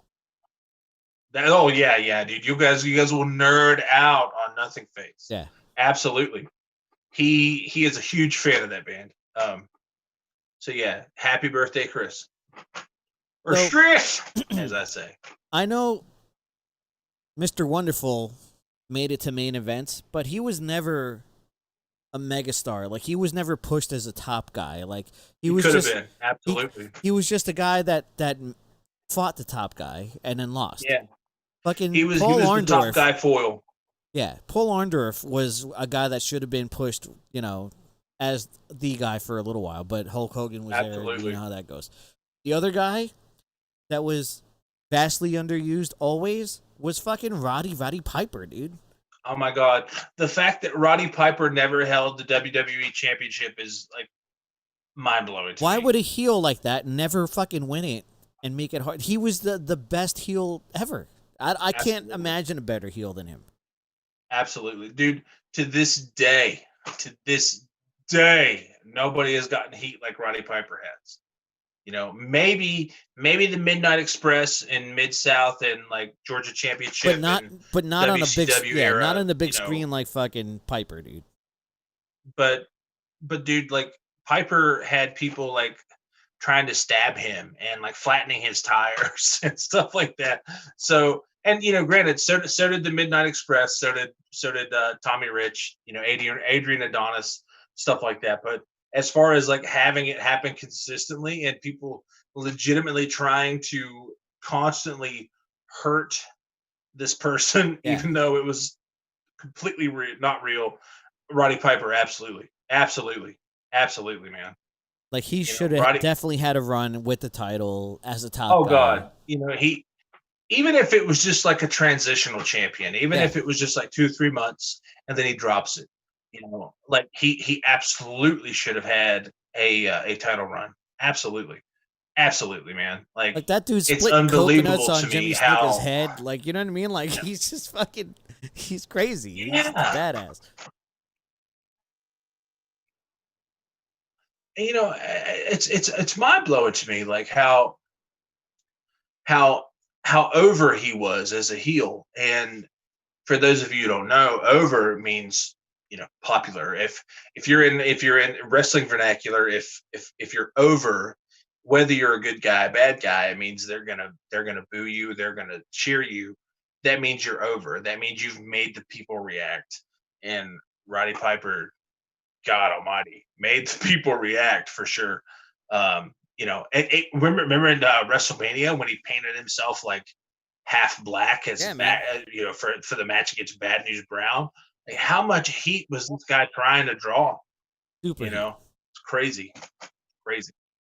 Carlos, I have had an excellent time with you tonight, brother. But my phone is literally at 4% right now. All good, dude. All good. No, if you didn't end it now, we would have never ended it. I have to go. Yeah, bro. That means we'll have to come on again and fucking. Maybe we'll play guitar not right? We'll play guitar not on a Friday because we deserve our guitar playing to be, on a day we're sober. Where we're not drinking. Right. Well, at least where I'm not drinking. Right. Carlos is probably fine. But